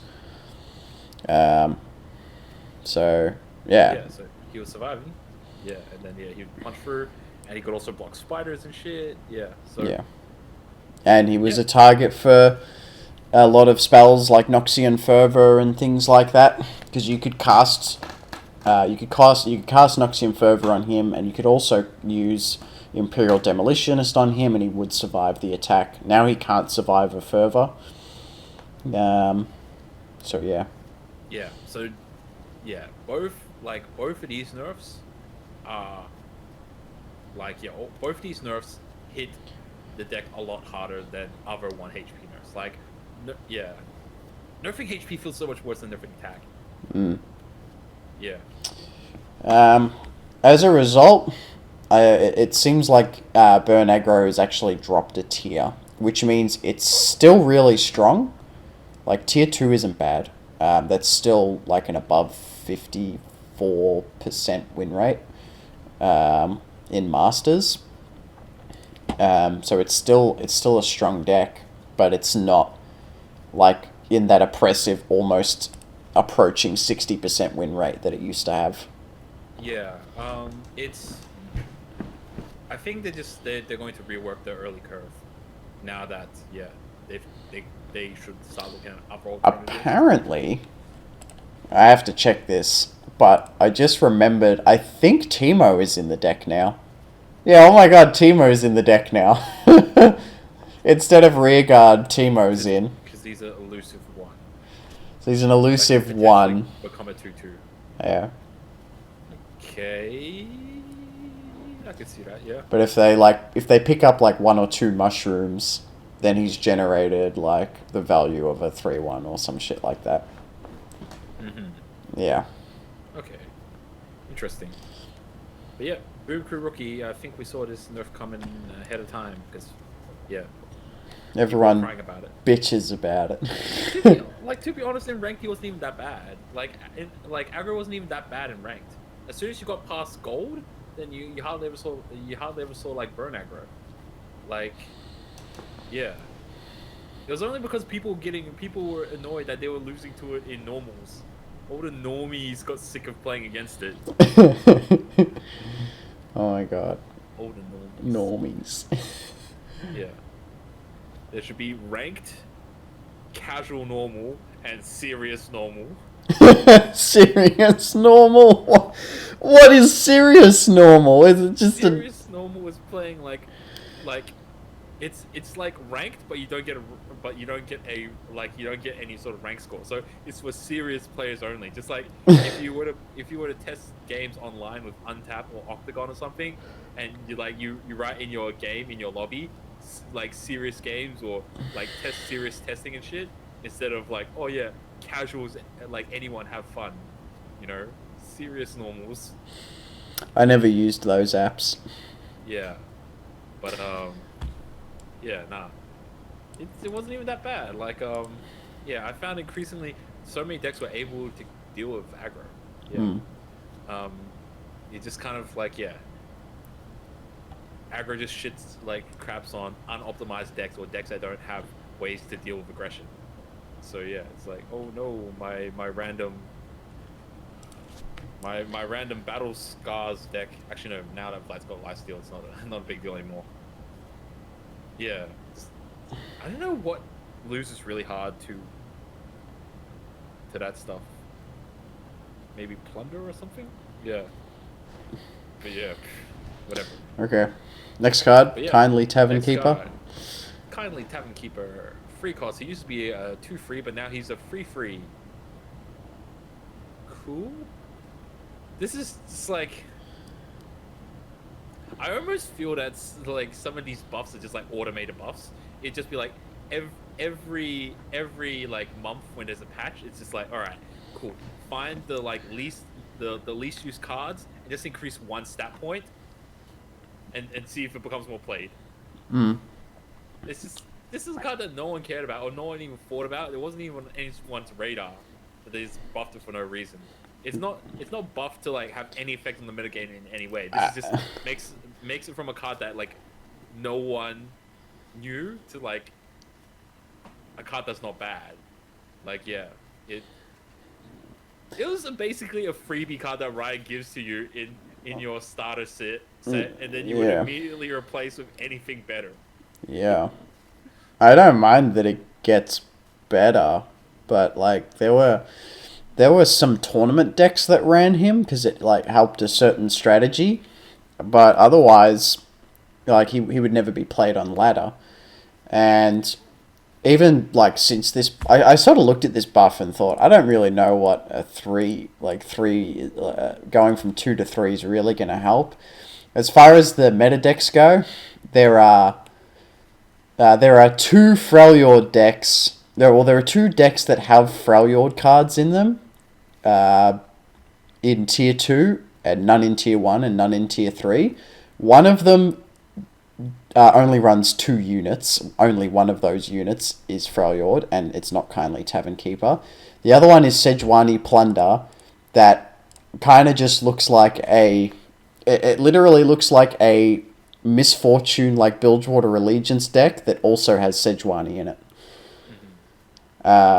So there are no up there decks at the moment. Obviously, the meta still needs some time to like develop or whatever. If there's going to be any massive changes over the next coming weeks in terms of what people are playing, this guy's still not on anyone's radar from the looks of things.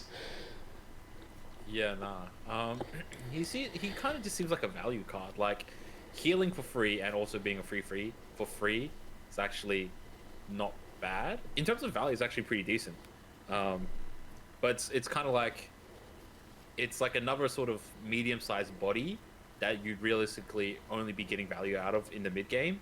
So it's like, it's kind of like a card that could go into like Bannerman or something, because you've got a whole bunch of guys. Just heal up one of your units. Yeah, around that 4 or 5 health mark, heal it up, and that's an extra body that can just Bannerman up later, right? It's more dudes and it heals guys.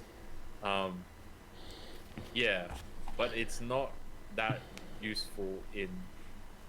So it's not that useful in a lot of decks. I guess it's kind of I guess it can be played in like Vlad battle scarsy shit if you're like, oh yeah, you know, deal damage to your guys and heal your guys up. He's also a free. But the thing is that he doesn't contribute really towards the strategy. He's just like a value card that's become slightly better. I guess he's not bad in expeditions now. Like, it's basically, yeah, it's just for like the normie casuals in normie casual games. Yeah, he becomes more in line with the expectations for the normie casuals. Yeah, like I probably should have had this revelation earlier in our discussion, but like, not every card is designed or created or needs to be aimed towards competitive play. Some cards are just designed for the normies. Alright, cool, I understand this. This play get an effect. Oh, just heal my Nexus for free, even though that's arguably a terrible play in most situations.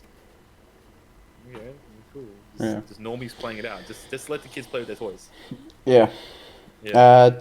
Deep meditation has had a cost increase from 4 to 5. Yes. This I think was the thing is it's like deep meditation was a very good value card. Um, Probably a little bit too good considering how set one, how expensive draw cards were. Like drawing cards in set one was really, really expensive. Like decks plays decks would play decks were forced to play Progress Day and stuff. And yeah. Um, Oh my god, Progress Day has really fallen from grace as well. yeah, it's like I can tell you right now, Progress Day is not even played in the number one Heimer deck at the moment. yeah. Um, Because the only it's a really expensive card, and the only thing it gives you is an 8/8. yeah, yeah. Yeah, nah. Like the thing is that deep meditation just like draws you into more of your spells, which in general are a lot of your combo pieces. So it just digs for like Deep type of spells. meditation also allowed you to not run 3 denies. People started only running 1 deny because the chances that deep meditation would draw you your deny were alright. So your chances of picking up a deny for the time you needed it was good, because a lot of the time you only need to deny like one thing a game, right? Like there's one big ruination type spell that's like, oh, I need to hold on to deny until this happens or something like that. So you had to run like 2 or 3 of them because like every deck had that one thing that I just really need to deny. But when you have deep meditation, your chances of drawing into that deny are a lot better, even if there's only one. And in some cases, even Will of Ionia went down to 2 with a deck that ran deep meditation. It's crazy. Mm-hmm. And it's considered like the best spell in the game, Will of Ionia. Yeah, yeah. So the fact that deep meditation can search for more copies of itself means that you can continue doing cycling shit. So yeah, nerfing it up to free costs means that you just can't chain a whole bunch of this sort of stuff. You actually have to commit resources into doing it when you get the discount. Yeah, because 2 mana, that's throwaway mana. That's pocket change. 3 mana, oh man, you could have bought something with 3 mana. Yeah. You know? It's like pocket change versus like a $5 note. Yeah. Even sometimes 4 wasn't that expensive if you needed to, like if you needed to use deep meditation just to like draw into something because you didn't want to like pass with a whole bunch of mana. Casting it at 4 was never a huge deal. Yeah. If you had to do it. A lot of decks have started dropping 1 copy of this. So like Lux Karma used to be a tier 1 deck. It is now dropped down to tier 2. That was... Oh no, it's still at 3. Last time I checked it went down to 2. But it looks like it's gone back to 3 again. So it seems like people are still playing it. I can understand it going to 2 because now that you don't want to raw cast for 4, you kind of don't want to break your hand with it early on if you run free. So I could understand 2, to be honest. Karma Ezreal is now only running 2 copies. And of course, like when this card only cost 4 or 2, this was an automatic 3 of in just about any spell heavy deck. Yeah, yeah. Yeah. Makes sense, yeah. But for something like Heimerdinger Vi, this remains a 3 of, because at cost 3, it's like the Heimerdinger strats just keep summoning elusives, right?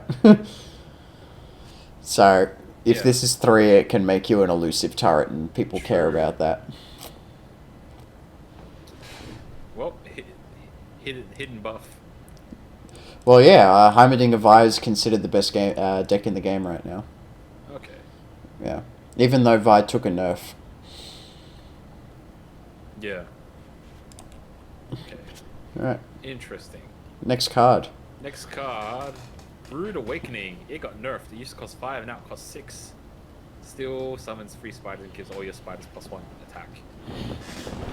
Yeah, this I think was probably fair. Um, yeah, Apparently it was 6 cost once in the past. yeah, it was like this was alpha beta or something. Like Mm. before open beta, I think it was 6. Um, yeah, you just kind of got too much value with these spiders. Because they're meat shields that deal 2 damage and shit. Mm. So it's a 6 cost spell that could deal 6 damage and also block 3 attacks. Yeah. Yeah. Yeah. Like aggro struggles against this because you just meat shielded so many attacks of it, and like they end up trading against your opponent's guys. So yeah, going up to 6 is fine. Plus there were turns, it was possible on what turn 5 or something to just go you have some spell mana banked up, you just go Brood Awakening into Elise, and you got Awakened Elise on the following turn. Yeah. So it just makes it slightly more cost intensive to do, but doesn't break the card. It probably tunes it closer towards its actual value. Yeah. So it actually appears as though Karina has dropped this card. Yeah, Karina doesn't run this anymore, but it has added 2 copies of Hapless Aristocrat in its place. Yeah. And then I think it might have also gone up as Static Shock for more card draw. Yeah, it wouldn't surprise me because a lot of decks are running Withering Wail now, and yeah, that was the things like Brood Awakening. You never want to cast Brood Awakening against Shadow Isles because they will just Withering Wail it, and also TF's a thing, and a whole there's a lot of AoE damage in the game. And also Let It Rain, Make It Rain. Make it rain, yeah. Make it rain. So yeah, so your spiders weren't getting enough value, and the deck that it was used to counter, which is aggro, is no longer that good anymore. So it's like what it was used to counter got nerfed, and this card got nerfed, and all the other decks are good against it. So it's like, yeah, you don't need to run Brood Awakening in the current metagame anymore, I think. Yeah. Okay. Yeah. Longtooth? Longtooth, it got buffed. It used to be a 4-cost 4/1, and now it's a 4-cost. It used to be a 4-cost 5/1. Now it's a 4-cost 5/2. You can't play it normally, but you get it off if you Chum the Waters. Yeah, and Chum the Waters can be main decked, or if you have a leveled up Fizz, when he strikes the Nexus, he creates a Chum the Waters. Chum the Waters is a spell that grants a unit vulnerability and summons Longtooth to your side of the board. Now, before this buff, you actually couldn't cast that spell unless your opponent had a unit on the board, which, according to Riot, is a bug, and they have fixed it in this patch. So now you can raw cast Chum the Waters just to get Longtooth, whereas you couldn't do that before. Okay. Alright, so the thing where you can cast Chum the Waters on an empty board, that's a buff. As for the 1 extra health, this is just like Laurent. It's just like those Laurent guys. High attack, low defense. Going from 1 health to 2 health isn't a huge difference. It just means it doesn't automatically die to a spider now. Yeah, well, I always thought that the point of Longtooth was just to be like an expensive Glory Seeker, right? At 5/1, you give a guy vulnerable and you just run the shark into it. Yeah, right. So, hilariously, I was talking about a Fizz deck off before we started recording. So there's a Fizz deck in that's starting to see a lot more play at the moment that does actually mainboard 1 Chum the Waters. The only units in the deck are Fizz and Starlit Seer, and it uses 2 copies of On Treat, 3 copies of Shared Spoils, and then a bunch of buff cards like Battle Fury. It runs Battle Fury, and also I didn't realize how shocking my hair looks. Battle Fury, Pocket Aces, shit like that.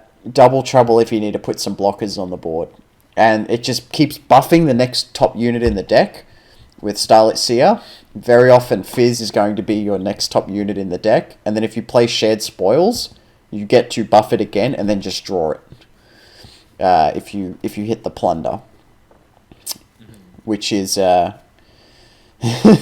which is a funny deck that's getting played right now, and apparently this deck does regularly cast Longtooth, so I've heard.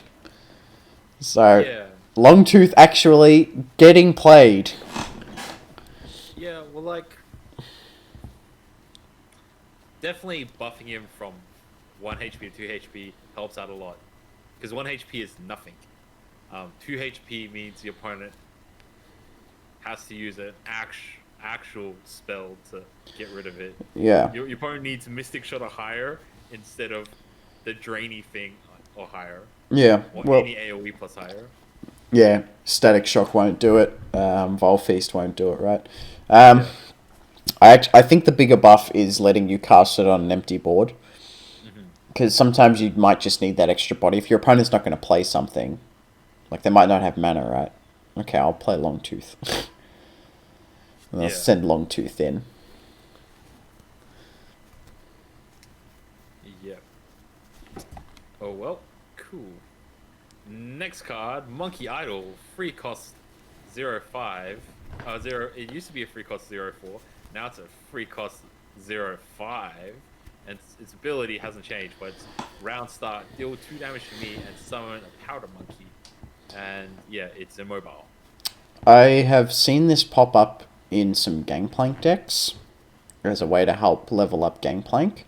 So obviously you get one more monkey, which Swim made an interesting point that I didn't think of when I first looked at this buff, is that it actually matters which turn you play Monkey Idol on now, because you'll either get 2 defending monkeys or 2 offensive monkeys.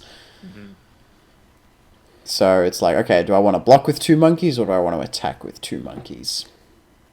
Well, the monkeys had an ability. They were ephemeral and they had some sort of... Deal 1 to the Nexus, last breath. Okay. That's why they're getting run in kind of Gangplank-esque strategies at the moment, to help level him up. Monkey Idol doesn't trigger off kegs when it deals damage to itself, does it? Not when it damages itself. The powder monkeys will trigger it. Yeah.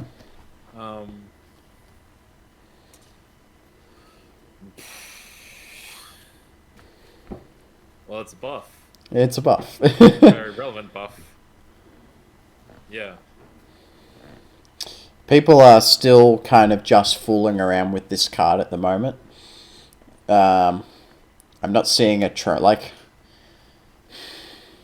is he arguably... Like, is Monkey Idol just arguably Bilgewater's bad Eye of the Dragon?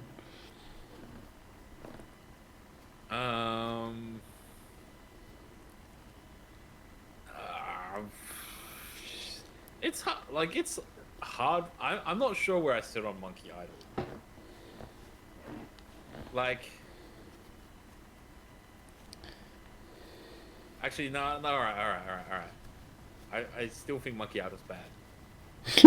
That's my conclusion, right? Like, because I was thinking, oh yeah, it's like, yeah, you summon a monkey every turn, right? And then he also kind of soaks some damage to you because your opponent's gonna punch him in the face. But then he also deals 2 damage to himself. He didn't need to deal 2 damage to himself. Like, Wait, you think it just should summon a monkey for free every turn? okay, well, maybe deal itself 1 damage. Why does it have to hit itself with 2 damage, right? You know? Like, okay, there's no thematic reason to why it should hit itself for 2 damage as opposed to 1 damage, right? So, at least if it hits itself for 1 damage, if you buff its stats up, it means you get way more monkeys. But because it deals 2 damage every time you get a monkey, it means that it's like buffing its stats up doesn't help as much. So, I believe it's also being... I brought up Gangplank. I think it's also being run in Keg Speakers, which... is a deck that mixes Bilgewater with Demacia. Every time the monkey dies, if you have Dawn Speakers on the board, it gives Monkey Idol an extra point of health. Okay. And also, it's not in this deck list I have, but you can arguably run Chain Vest, and I've done this in Expeditions before. I've put Chain Vest on Monkey Idol, and it only deals itself 1 with a tough stat keyword. Yeah. Okay. But yeah, Dawn Speakers currently runs Monkey Idol with kegs, which is a way to mainly trigger off the Dawn Speakers effect quite reliably. Yeah. Oh, reliably. Your Monkey Idol surviving. Yeah. Well, kegs are pretty reliable, but like if your Monkey Idol dies that turn, then that triggers Dawn Speakers. Yeah. It's more about do your Dawn Speakers survive than your monkeys survive. Is your opponent gonna like put more value on killing Monkey Idol or Dawn Speakers? But even if your opponent punched your Monkey Idol for like free attack, then Monkey Idol just kills itself next turn, and you committed free. Yeah. Yeah, and then you committed free resource into playing Monkey Idol that didn't do shit. Well, yeah. Yeah. Whatever. There's Monkey Idol. It's a fucking Monkey Idol. I don't care. Slotbot. Last buff. Oh yeah. We got some of these real random gimmick cards that are getting buffed. So now we got the most gimmick of them all. Slotbot. Free cost. It used to be a free cost 0 free. Now it's a free cost 1/4. It gets a buff of attack and HP. The biggest buff this round of buffs. Yeah. So its ability hasn't changed. Round start, granted +1 health for each card that you drew the last round. Then shuffle its stats. So we got +1 all round, and then it's still the same amount of stats. So his base stats increased. So now he's like free cost. Yeah.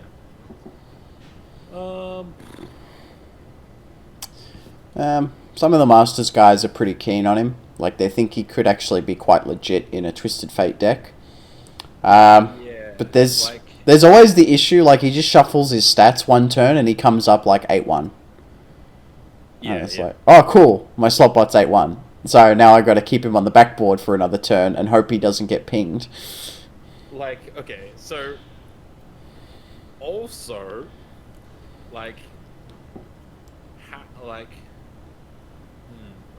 how does he allocate his... Alright, so how they randomize his stats is also relevant, right?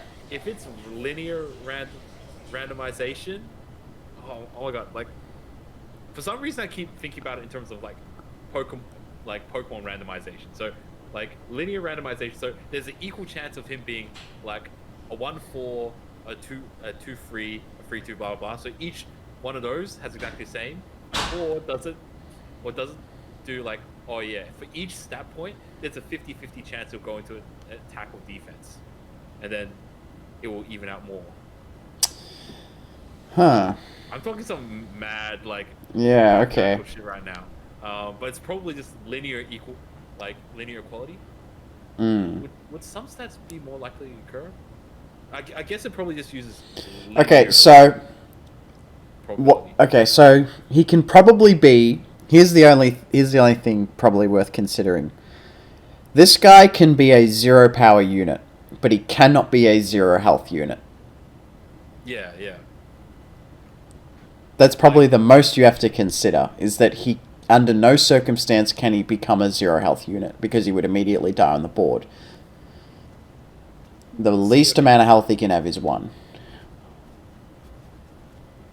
Alright. The way I see it, the more stats he has, the less chance of him being 1 health.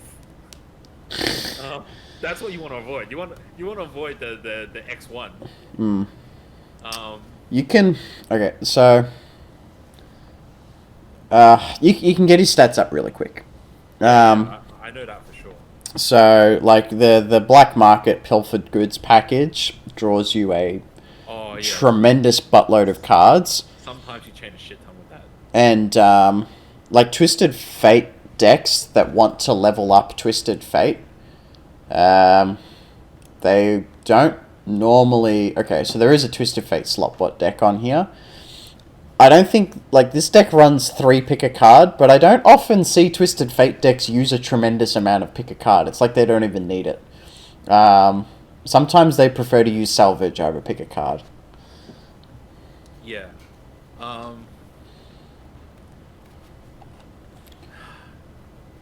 The like the thing is that this card would be much better if it was like each like instead of giving +1 health, it just give either +1 attack or +1 health for each card you drew your last turn, and don't shuffle your stats. But the fact that it shuffles its stats is the most unreliable part of this card. Yeah. In theory, he's really good, but it's just that he can sometimes just randomly gimp you.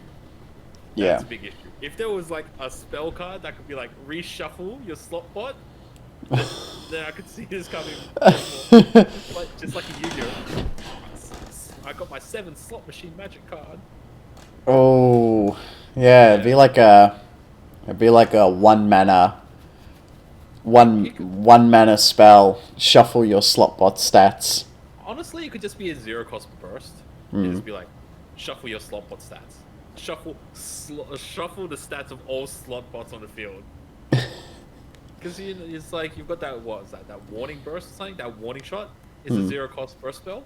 Yeah. If you got a like really narrow card, like slot bot, like It can be 0. Yeah. it could be a 0-cost burst, man. For the lols. For the lols. Okay. Yeah. He needs his lol support card. Yeah, so we've been hitting the patch notes for quite a bit longer than I expected, so I figure we'll probably just finish up with the watch list, and then we'll probably just end it there, and then next week we can sort of have a look at how the meta's going and what decks are being played. Oh man, but my anecdotes. Well, we'll have time for some of my anecdotes over the week. Okay, we can do another video if you want. Nah, okay, we'll save the anecdotes for later. But yeah, I've got some good stories. Yeah. Okay, We'll so save it for next time. Unyielding Spirit is on the watch list. What do you have to say about Unyielding Spirit? So this has relation to my anecdotes, but Unyielding Spirit is realistically the only way that Demacia can survive against control decks. Basically, if you look at the Demacia decks like Bannerman and stuff, they don't run like anything above 6, but because you just chuck an Unyielding Spirit on a guy and just keep going to town with that one guy. Like obviously the thing is that people have been saying that like, oh yeah, comboing this card with Fiora is really good. Obviously that's good, but yeah, it's kind of like a control card. It really is a control card fundamentally, right? Just it stops one of your opponent's attacks forever and basically forces your opponent to deal with an attack forever. I think that there is room in the game for it to exist, but I think I wouldn't be surprised if they nerf the cost, right, to maybe 9 or 10. Isn't there a spell called War Mother's Call or some shit that 12? It's a 12 cost card that summons a unit from your deck at the start of every turn. Yeah. So I think Unyielding Spirit at 8 is more than fair. So I think it's very fair at 8, and it's not abusable because you really do have to commit a lot of resources into it. But it creates such a negative like play experience for so many players, and so this is so basically its effect is so anti-fun for like normies that they have to make it so that it's not playable by normies against other normies. So it's probably going to get nerfed to a point where like it just becomes too expensive to play, like a 9 cost or something. They could also, I think they could potentially change the speed but lower the cost. Or the other thing I sort of thought of was, what if they added the effect that your unit can't be recalled and make it this round only? Like, I don't think they would. So changing the speed of it doesn't make it less good against normies. It just makes it less good against good players. And the big issue of this card is the normies. The normies. Playing against Unyielding Spirit, Because it's just So, like, it's oh, well, my opponent play Unyielding Spirit. What do I do about it? Well, how about you play like 4 or 5 guys and swinging them all at the same time instead of playing a guy, swinging, it dies, and playing another guy, swinging, and it dies. okay. I'm hearing that, but also you have to consider, right, that unyielding spirit strategies do get played in tournaments with like Fiora and shit like that, Yeah. and the only like guaranteed answer to this strategy is Will of Ionia, and the current meta of tournaments is to just ban Ionia decks. Ban the deck your opponent's playing that has Ionia and just like go up against whatever the other shit is. Doesn't matter how good the other 2 decks are. They might be better than the Ionia decks, but the Ionia deck shuts down your deck so hard that you can't play against it. Yeah, but like you can stun it, you can frostbite it. Yeah, you can stun it, frostbite it. Yeah, It is considered it's considered a way to stall the issue more than it is a way to beat the issue, though. Yeah, but that's the thing though, right? Like, you stall the issue and use your tempo to outdamage face. That's the whole thing. Like, unyielding spirit means that you can't out attrition your opponent with like single combats every turn. Yeah, so you have to like go wide or you have to disable it, right? And the cost in order for your opponent to make it so you can't out attrition them is your opponent has to set their tempo back massively. They have to spend 8 mana on this, right? So this basically it's a question of has this extra 8 mana that your opponent has gotten advantage over you given them enough of a leeway to push through damage? If it has not, then your opponent just can't push through anymore, right? So fundamentally, I don't think that this card is overpowered. I think it's just that people don't like normies don't know how to play against it. It's just not a good fun player experience, right? Yeah, you know, it's just not a good fun play experience for normies because they don't know how to deal with it. You know, it's not like there's a tooltip at the bottom of this card. It's like, oh, by the way, in order to beat this card, you got to do this, this, and this. Don't give up, guys. Like, don't give up, guys. yeah, it's just like when people see it, they just give up, mentally give up. It's like there's a lot of card games where it's like, yeah, there's certain cards that are very playable and the good players know how to play around it. But then like older like normies, they're just like, oh yeah, how do I deal with this shit? How do I deal with getting stelled on turn 3? How do I deal with this or that? For some of you guys who don't know, Jack and I used to play Dragon Ball Super, and yeah, there's this card, yeah, called Perfect Cell, and he wrecked your opponent's hand consistently every turn 3. And yeah, a lot of people just gave up when that happened. But yeah, he so was like, it was like the gatekeeper for the noob players to the like above intermediate players or whatever. Whether you can handle getting celled. Yeah. So yeah, I think Unyielding Spirit, like, is Riot just going to cater the okay? I guess right now, Riot has to cater the game towards as wide an audience as possible because they want to just get as many players in. So in that regard, I think they're probably going to nerf Unyielding Spirit. Well, I think they care enough about the player experience that they probably would nerf Unyielding Spirit. Yeah. Part of me, like, I want a card like Unyielding Spirit in the game. Yeah. I don't want to see Unyielding Spirit go away. I want it to exist in the game and be good.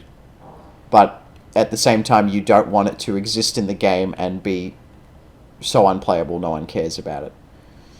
Yeah. So I think, yeah, Unyielding Spirit probably is going to get nerfed. I would be. I don't think that they could push the cost more than 2. I think 9 kind of would have been fine. 10 I think might be a little bit overkill of how much they're nerfing it. Like the thing is, at 10 mana, you kind of you'd rather just play the barrier guys, right? Or other shit, yeah. Yeah. But jumping to my quick anecdote, I played a Bannerman mirror match in ranked, and we both got off Unyielding Spirit. But here's the thing: I unyielding spirited my Chifria, my opponent unyielding spirited Fiora, and I had a leveled up Garen. So the issue was, I could keep attacking every turn, but I couldn't play guys that had free health because Fiora would kill my guy. It was the funniest mirror match. Yeah. Oh my god. Won, by the way. I just want everyone to know that I won. But unyielding mirror matches are hilarious. Yeah, because Fiora can't kill Garen either, because Garen just heals. Yeah. That's 600 IQ play. I decided to unyielding my Chifria. So you're just chipping away with Garen's Cytheria every turn. Yeah. Yeah. Okay. Unyielding spirit. Yeah. It's a funny card. It leads to funny situations. Yep, it sure does. Pilfered cool. Goods. Pilfered Goods. Pilfered Goods is probably going to get a nerf, just like how Meditation got a nerf. Pilfered Goods is... I find it really annoying. I find it really annoying in two specific situations. It's annoying in general, but there are two situations I find it really annoying. I don't like not knowing what's left in my deck after someone Pilfered Goods me. And I don't like it if I'm playing a region splash against... if I'm playing a region against someone... So if I'm running a Demacia deck and he's running a Demacia Piltover, the Pilfered Goods deck, and he steals my cards, I don't like not knowing if he's casting his own Demacia spell or my copies. Yeah. So I heard the proposal that after someone steals your cards, it should be revealed to you what they took, and I like that idea more than the other ones. I even like it more than the idea of having it steal from the bottom of the deck. Even though having it steal from the bottom of the deck would would make Freljord playable against Pilfered Goods again. Yeah. Yeah. There's a lot of ways in which they could tackle this problem. Yeah. There's a lot of ways that they could tackle this problem. But to be honest, I think if there's a card that they should tackle first, it shouldn't be Pilfered Goods, it should be Merchant. Merchant at 2 costs is too cheap. Like, so he's got reasonably on-curve stats. So 2/2 for 2 is fine. But also he makes all the cards that he makes a whole archetype of your strategy cheaper. And he's got a plunder effect that also just draws your card as well. So I think Merchant might be a little bit too cheap or well statted. He should probably be like a 2/1 or something. He should be more easily killable. Or something that they can do with Merchant is make his plunder ability a skill that your opponent can respond to. So your opponent can like kill that bitch, pop a cap in his ass before they so they don't get the discount. Yeah. Yeah. Interactivity and shit. But yeah, there's a lot of ways that they can tackle this problem. But I guess the cost effectiveness isn't really the issue that everyone's arguing. It's the fact that it interrupts some strategies a lot more than others, right? So it probably does counter Freljord like deck buffing a little too hard. I mean, like if you Starlit Seer, like if you're running a Starlit Seer deck and you run into Bilgewater and Pilfered Goods and Merchants and shit like that, you just kind of lose. Like your whole strategy's just gone. Like, or you have to hope that if he's gonna steal the top 3 cards of your deck, you gotta hope that they're champions and spells, because then he won't steal your buffed unit. Yeah. But then you won't even know he's stolen your buffed unit until he plays it. True. So yeah, I am not sure what the issue is. It doesn't seem like pilfering stuff is overpowered. It's just hard to play against. Some people also look at it like, and I don't know if I agree with this opinion, but like some people look at it like, oh, if my opponent plays something against me that was once in my deck, that was a card I could have played against him, and that feels bad, and oh man, he took that card from me, now I can't use it. I would have had that card in my hand this turn. I could have used it on him now. Oh my god, that's like, but by that same logic, the bottom card of your deck could have also stolen your win condition. The second bottom card of your deck, you know? Oh, if this, it's like if you toss a card and you see like Vengeance at the bottom of your deck. Oh, I needed that Vengeance. Oh, my deck fucked me. Yeah, right. Like, okay, like straight up, the easiest way to solve this problem is just say instead of your opponent drawing the card, it just makes a copy of them, right? Which means the only deck that it nerfs, in theory, is Maokai, because it's just like you're not gimping your opponent more cards from the deck, right? Yeah. So that's the most easiest way to do it, but like thematically and lore-wise, I don't know if it still feels the same. But that's the easiest way to solve the problem. Just like instead of taking cards from opponent's deck, you just copy them. But then you're not pilfering shit. You're just like, you're just photocopying the cards. So the thing about copying then, so if it like copies your opponent's top non-champion card, so if you play Pilfered Goods, it would probably say on the card, copy the top 2 cards or whatever. Yeah. But like if you play multiple Pilfered Goods, you'd be drawing into like the same cards, right? Okay, that's true. But then you just say just random cards and just copy random cards from the whole deck. Yeah, from the whole deck. Okay. Yeah. Then, because fundamentally, if you're pilfering cards right now, like, alright, also if you copied the top 2 cards from your opponent's deck, you would also know what the next 2 draws were. So that kind of makes it too overpowered, right? So if you just copy X amount of random cards from your opponent's deck, it doesn't tell you what your opponent's next turns are or next draws are. It doesn't dick on Freljord, and it doesn't take your opponent's cards that they can't use. So you can't take their 1-off or 2-off win condition. Yeah. That's the easiest way to solve this problem. So everyone's happy, except for Maokai. But then I think more so deep than Maokai. Maokai needs to toss his own cards, but Nautilus needs to get to a card limit. Yeah. Yeah. I don't think Like, Maokai gives a shit. I think Maokai cared more when people were stealing cards. When people are stealing. I mean Maokai in that if you're playing Maokai and you could pilfer your opponent's shit. Oh, so okay. If you Maokai them down to 4, you could like pilfer. Oh yeah, okay. And shit down to like 2 cards or 1 card, then win, right? Yeah. But yeah, so I don't even think I really agree with Maokai being able to do that though. Because in like a world where like Mill is really strong, and you just like empties your fucking deck out. It's like, there you go, he just wins now. Yeah.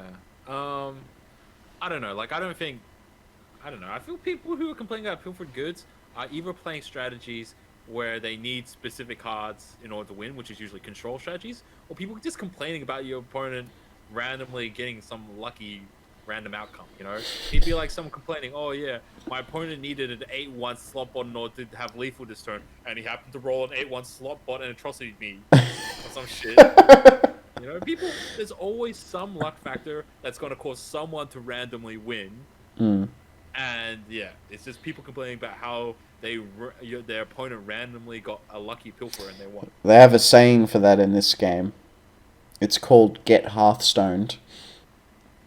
Oh, okay. Yeah. Alright. I'm good to move on from that. So they talk about Nexus damage in Rising Tides in the next paragraph, and it's just about maybe we added too many ways to deal direct damage to the Nexus. Which is really just a nod to aggro. But they also nerfed aggro this patch.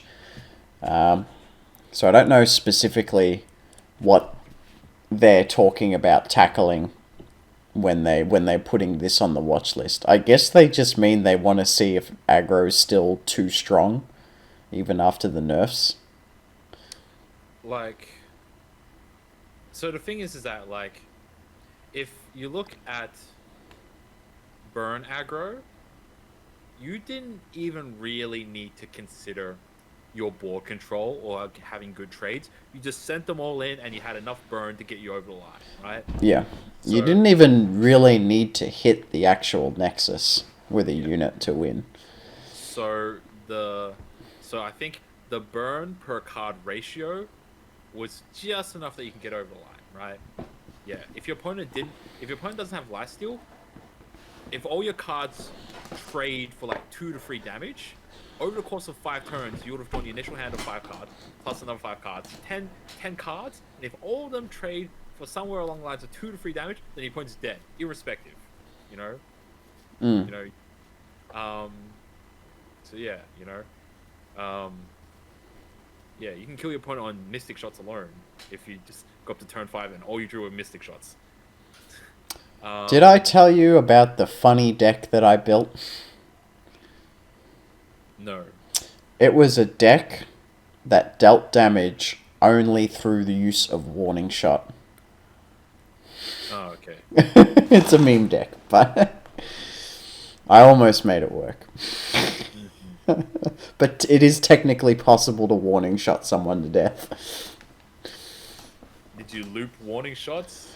So the idea, so you counterfeit copy Warning Shot, but there's also a chick in PNZ called Mechanist Zevi. When you draw a card, she makes it fleeting and creates a copy. Yeah. I had 2 of her on the board, and and the turn beforehand I played Pool Shark, so I drew 2 cards. So I drew 2 Warning Shots. And then it got copied twice, so I had like 6 Warning Shots in hand, and I just went pew pew pew pew pew pew pew.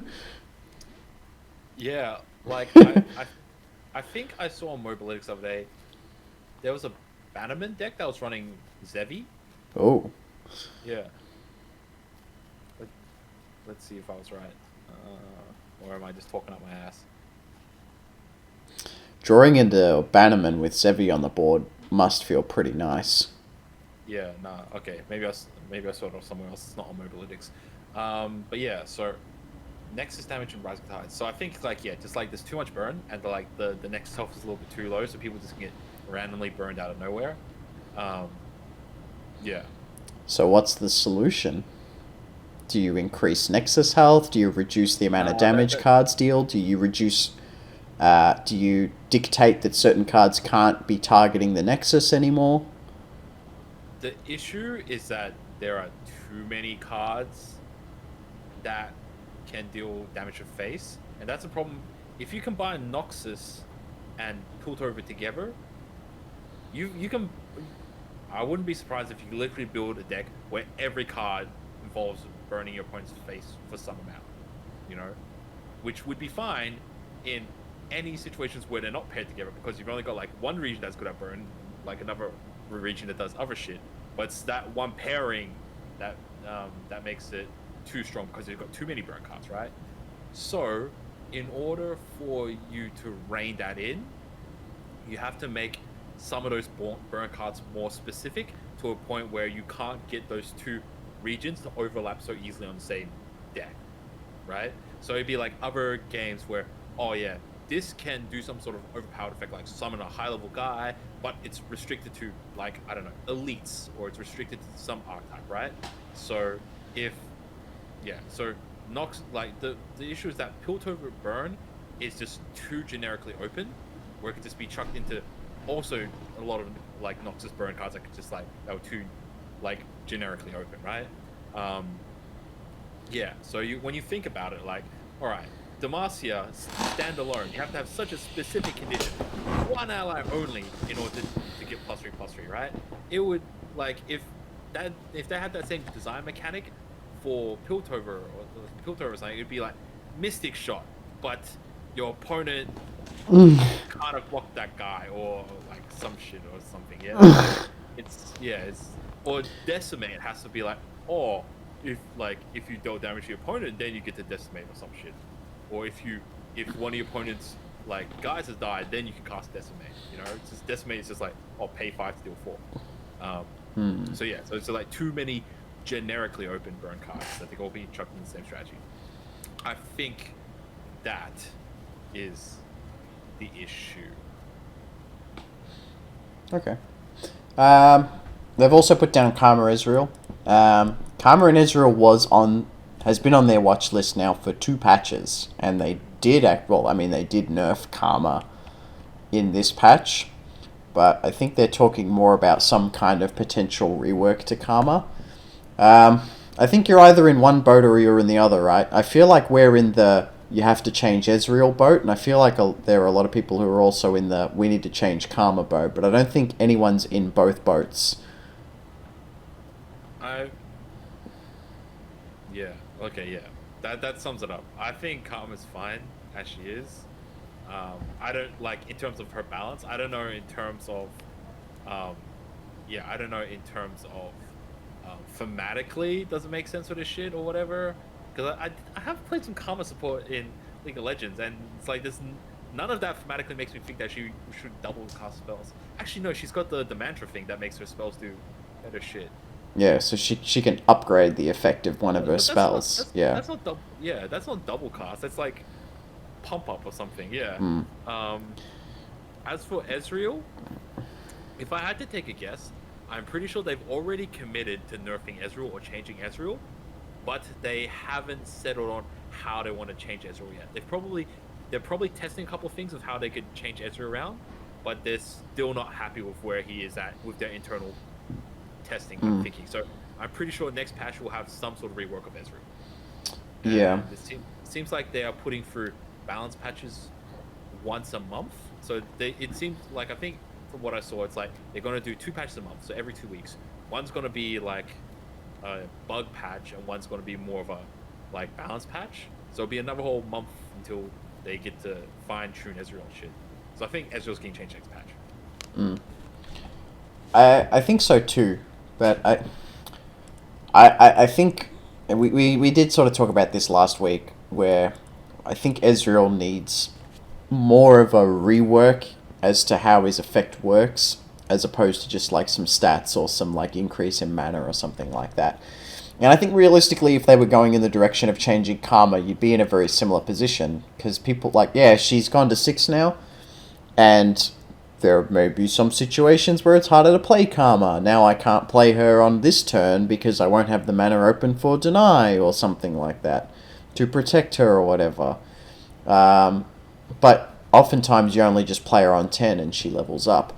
The people in the Karma camp, aren't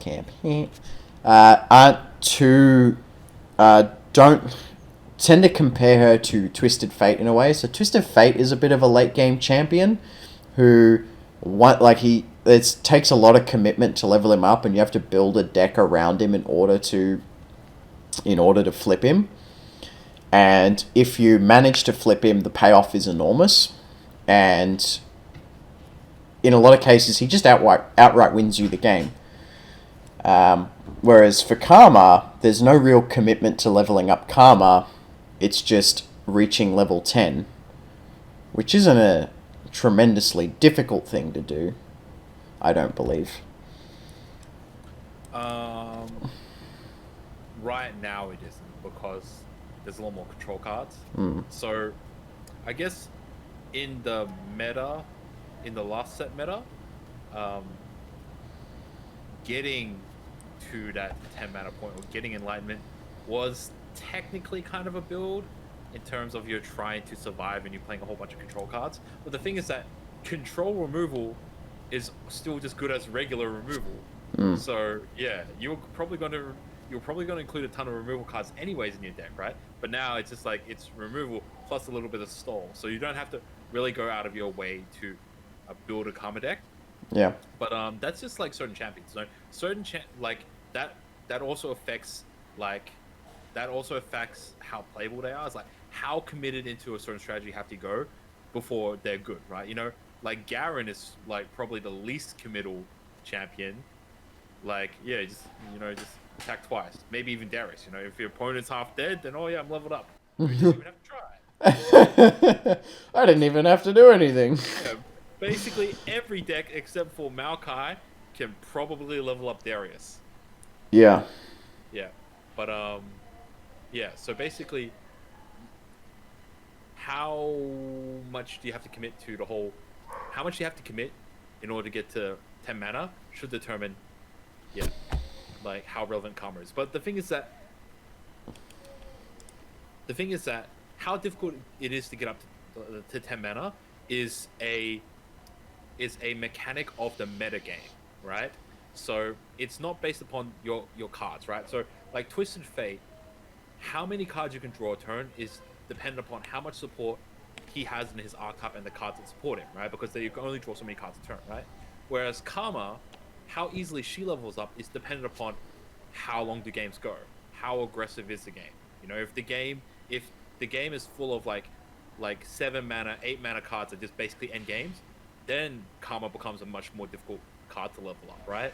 Um, but yeah, so the thing is, it's hard to balance Karma because Karma is a reflection of the metagame. Oh, so wise. Yeah, that's 600 IQ Yeah. Ooh. typing shit. Yeah, I'm gonna have to clip that one. yeah, Wow, yeah. So, since the burn nerfs, so before the burn nerfs, Karma Ezreal was sitting around tier 2, and now it has pretty much reclaimed its top spot in the meta. Right up there with Heimer Control. yeah. And probably also because the best mid-range deck, which was Bannerman, also lost a lot of steam with the bear. Because yeah, that's also something to note as well. That yeah, that the best mid-range deck also got nerfed. Yeah, I mean Bannerman is still up there. Bannerman is still considered tier 1. But I mean, I think Ezreal Karma is right now above Bannerman. But I feel I like think Karma, like Ezreal Karma, surely has a lot more trouble dealing with Grizzled Rangers and loyal Badger Bears than it does Laurent Protege. yeah. Yeah. Like the thing is that technically technically speaking, the nerfs to Demacia has just given Common Ezreal more time because it means that each Badger Bear that you let through is dealing one less damage, and each like Ranger is effectively doing two less damage a turn. So yeah, so that just gives Common more time to do whatever. So yeah, so well, yeah, next balance patch, Ezreal's probably getting hit. Yep. I really do hope he gets a rework of skill over Yeah. anything else. I don't want to see just like some fucking his flip side now only has 3 health and or so you know when Twisted Fate casts a skill it comes up on the board like the blue Yeah. card or like they do that with Ezreal and it's just like a mystic shot or something like that. I feel like that would actually probably be more in line with what they would do. Every time you cast a spell, burst or not, it'll put the spell in the middle of the board. But then wouldn't you just be I guess you'd still have time to react to it because he can cast all his burst spells and queue up all these mystic shots, Yeah. and then you. Like basically the issue with Ezreal is that you never see him until he's just ready to win the game. Yeah. Which was not how he was intended to be played. He was intended to be played so that his next attacks were supposed to supplement you towards leveling up. So I think that they want Ezreal to be more involved with his actual leveling up. So realistically, what it probably should mean is that it probably should mean that he has to see something in order to level up, as opposed to just level up upon X amount of whatever. And probably it might mean that he should probably have better offensive orientated skills, like maybe quick attack, you know, um, maybe something along the lines of like quick attack with mystic shot or something, or something like that, right? So yeah, I think So I think they want Ezreal to be more interactive. That's the biggest issue with Ezreal right now. He just doesn't do anything. Then you drop him down, play a whole bunch of burst spells, and you probably just, yeah, I guess I'm dead. Fair enough. What do you think of the new emotes? I scrolled through them. I logged in. I went to the store to collect my free Poro Rainbow stuff. Because I like myself a good freebie. As for the new emotes, not gonna lie, I don't even care. Like, Oh. the frame rate on these emotes are too low. They're not fluid enough. Like these frame rates, these emotes have like 3 or 4 frames or something. You know, make it a little bit more fluid. Or tighten up the animation a little bit more.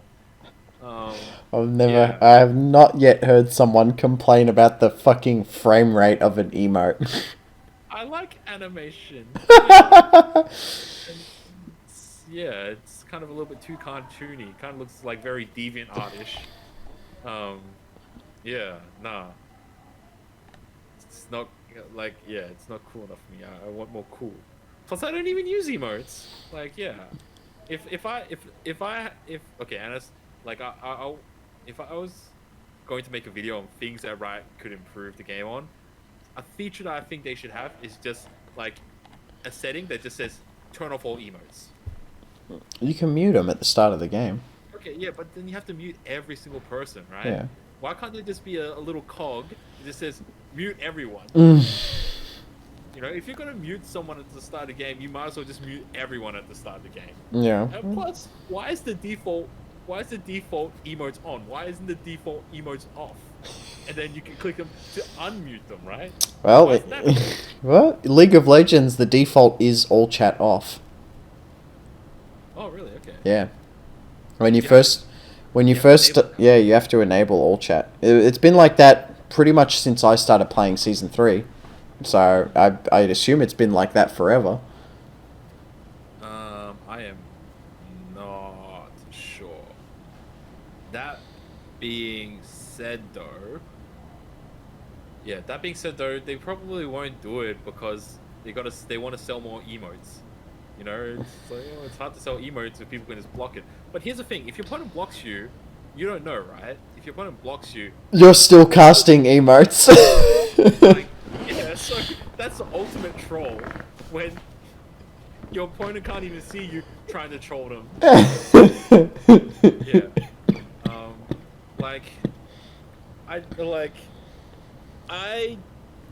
So here's the thing, right? I don't get mad when people like do emotes, but like sometimes like I feel sad that I don't get my chance to BM people, right? So my opponent thinks that they do something smart, so they'll give me the Braum emote. I'm like, that's not even smart. And then I start winning the game, and I want to Braum emote the shit out of them just as I'm about to win, but they just surrender. Yeah, they should take surrendering out of the game. That's the problem. I want to see myself win. Why my opponent have to surrender? It's like, oh yeah, my opponent blocked my guy and used guns to give him +1/+1. Oh man, this is a 600 IQ. Oh, you're so smart. My opponent used. You wasted 1 mana and you wasted a combat trick just so your 1/1 can trade against my 2/2. Cool. Now I just drop another 2/2. And you lost your element of surprise. And now basically I just win from here. If I could tap all type to them, I'd just be like, that was like really dumb. Like, I'm okay with bad players, but it just annoys me how overconfident some bad players are. And I just want them to know how bad they are. Like, if you are humble and bad, I'm okay with that. You know? But if you're overconfident, if you're cocky, oh yeah, that's when I want to take it. I don't even like emotes. Oh my god. I love that the only thing you have to say is, you're bad. Like, you're so fucking bad. Like, do you have any idea how bad you are? If my opponent's good, then they're good. No problems with that. I don't mind losing. I don't mind my opponent making smart plays, or I don't mind me losing because I make mistakes, right? You know, losing's fine, winning's fine. But when your opponent gets a little bit too ahead of themselves, then yeah, you know? Yeah. So, I just don't like cockiness. Well, like, and that's probably because I too was a cocky asshole at some point. But I've seen the light. But yeah, maybe I see a part of myself in them. That's why I hate them so much. It's all the worst parts of you. Yeah. But yeah, as for these emotes, yeah, I don't know. The Teemo one, I like how the cards move. I ignore the Teemo. Yeah. Like, I don't know, like, yeah. I can't be bothered using emotes. I don't care. Like, I don't care expressing shit to my opponent. I'll only emote my opponent to BM them if they BM me first. Otherwise, I never use it. Yeah. I'm the type of guy who would Ezreal, or like, I'm the type of guy who only uses like the Ezreal one that's just come out and the Tryndamere one.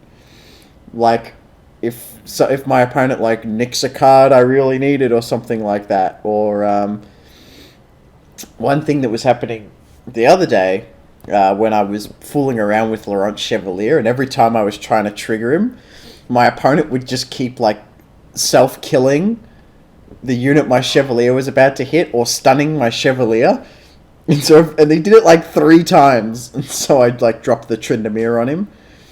And then like those really scary situations where like you get like a Sithriath, like 4 other units on the board or something like that, and then that's, well, here comes the Ezreal emote from me. That actually happened to me in one ranked game. Actually, I ended up getting my Fiora to free kills against. Ended up getting my Fiora up to free kills with Unyielding Spirit against Shadow Owl's Freljord, and he glimpsed enough times on my lethal attack in order to finally get he who the enduring guy. Oh yeah. Me. I was like, oh my god. I had 3 attacks where he just glimpsed his own shit or drained his own shit. Very frustrating. That's a deck that's dropped off too, you know. In fact, just about all Shadow Isles decks have dropped off a little bit, with the exception of sea monsters.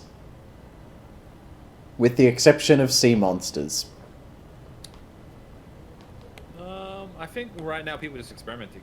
Mm. You know, people, like, now that aggro no longer has such a tight clock on the game, people can just start playing more freely. Plus, Plus, like, ranked really is not fun, man. Like, you have to have such a one-track mind to play ranked, to grind ranked, I feel. Like, yeah. But yeah. So, new emotes, not a fan. Oh, there's a new card back. It's arcade. And there's also an arcade board now. But I don't own any boards. But I do have the Ionia card back, but I've never used it. Because I keep forgetting to equip it. I like... Yeah, no, like... I literally don't care about any of these cosmetics. Yeah, I literally don't. If they give me a board that I can click shit on, like in Hearthstone, then I'm good. I'll buy a board, okay? Or, oh, yeah, I was saying this another thing the other day. I was thinking this other day as well. If there's another thing that they can do to help improve the game, is to make clickable shit on the screen. You know, if your opponent is like roping you and the timer's going up, just give me some shit to click on while I'm waiting for that little bar to go down. Yeah. Yeah. Even if I have to pay for it, I'll pay for it. Just give me some shit to do. That's another really annoying thing people do to you when you... I haven't even... Like, I won't even BM... I don't BM anyone when I play. I never BM. Except sometimes someone BMs me and then I might send them an emote back just as I'm about to win. But, like... I'll never BM anyone. But I'll, like some guy will BM me in a move where he thinks he's about to win. I'll easily deal with it. And then he'll just run the clock on every turn past that. And I'm just, is this guy for fuck? It happens so often. I'm like, is this guy for fucking real?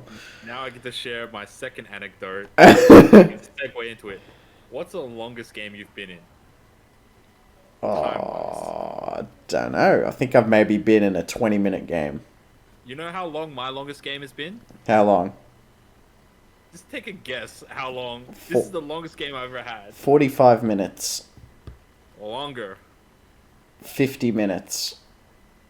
Longer. An hour and 10 minutes. My freaking game was 75 minutes. From the first turn, he was full roping me all the way down. No! Okay? It was a Bannerman mirror. Like, it was a Bannerman mirror, alright? It was a Bannerman mirror, and from turn 1, he was just like maximum rope, okay? Oh my and I was God. just, every single turn, up to about the 3rd or 4th turn, I was just like playing my shit straight away, alright? Okay, and before this game, like I put some pies in the oven. You know, I put the pies in the oven. I turn the thing for 40 minutes. You know, play 1 or 2 games. Pies be done. I'll go have dinner. Right? My pies are cold by the end of this match. Like, okay, and the thing is that like, so he did maximum rope, and then so I started playing fast, and then I'm like, nah, screw this. I'm not gonna give him the satisfaction of me playing fast and letting him lose fast. So at around turn 4, I was in control of the game, so I started max roping as well. So we just went backwards and forwards like a mid-range mirror match, grinding it up slowly, and each one has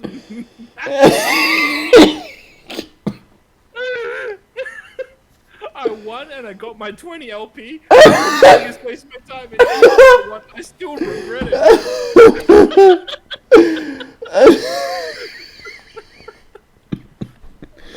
Why? I don't remember the guy's name. Dark Warrior BR42.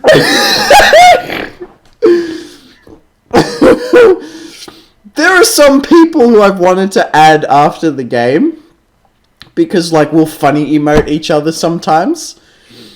Or like the guy I played that warning shot game against and almost beat. We were funny emoting each other. If you type in their name, like you don't get that person because of like aliases and the new like Riot account shit. Okay. So there's no way to add someone after a game, eh? It looks like that. Like you can't like just go through match history and add people.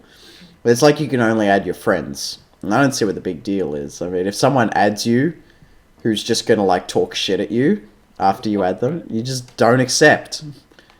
No one can just message you in this game. It's not like Facebook. People can't just send you messages.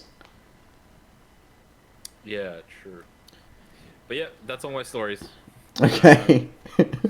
Maximum ropage. Maximum ropage. A rope mirror match. That's it. That's a deck that needs to be built.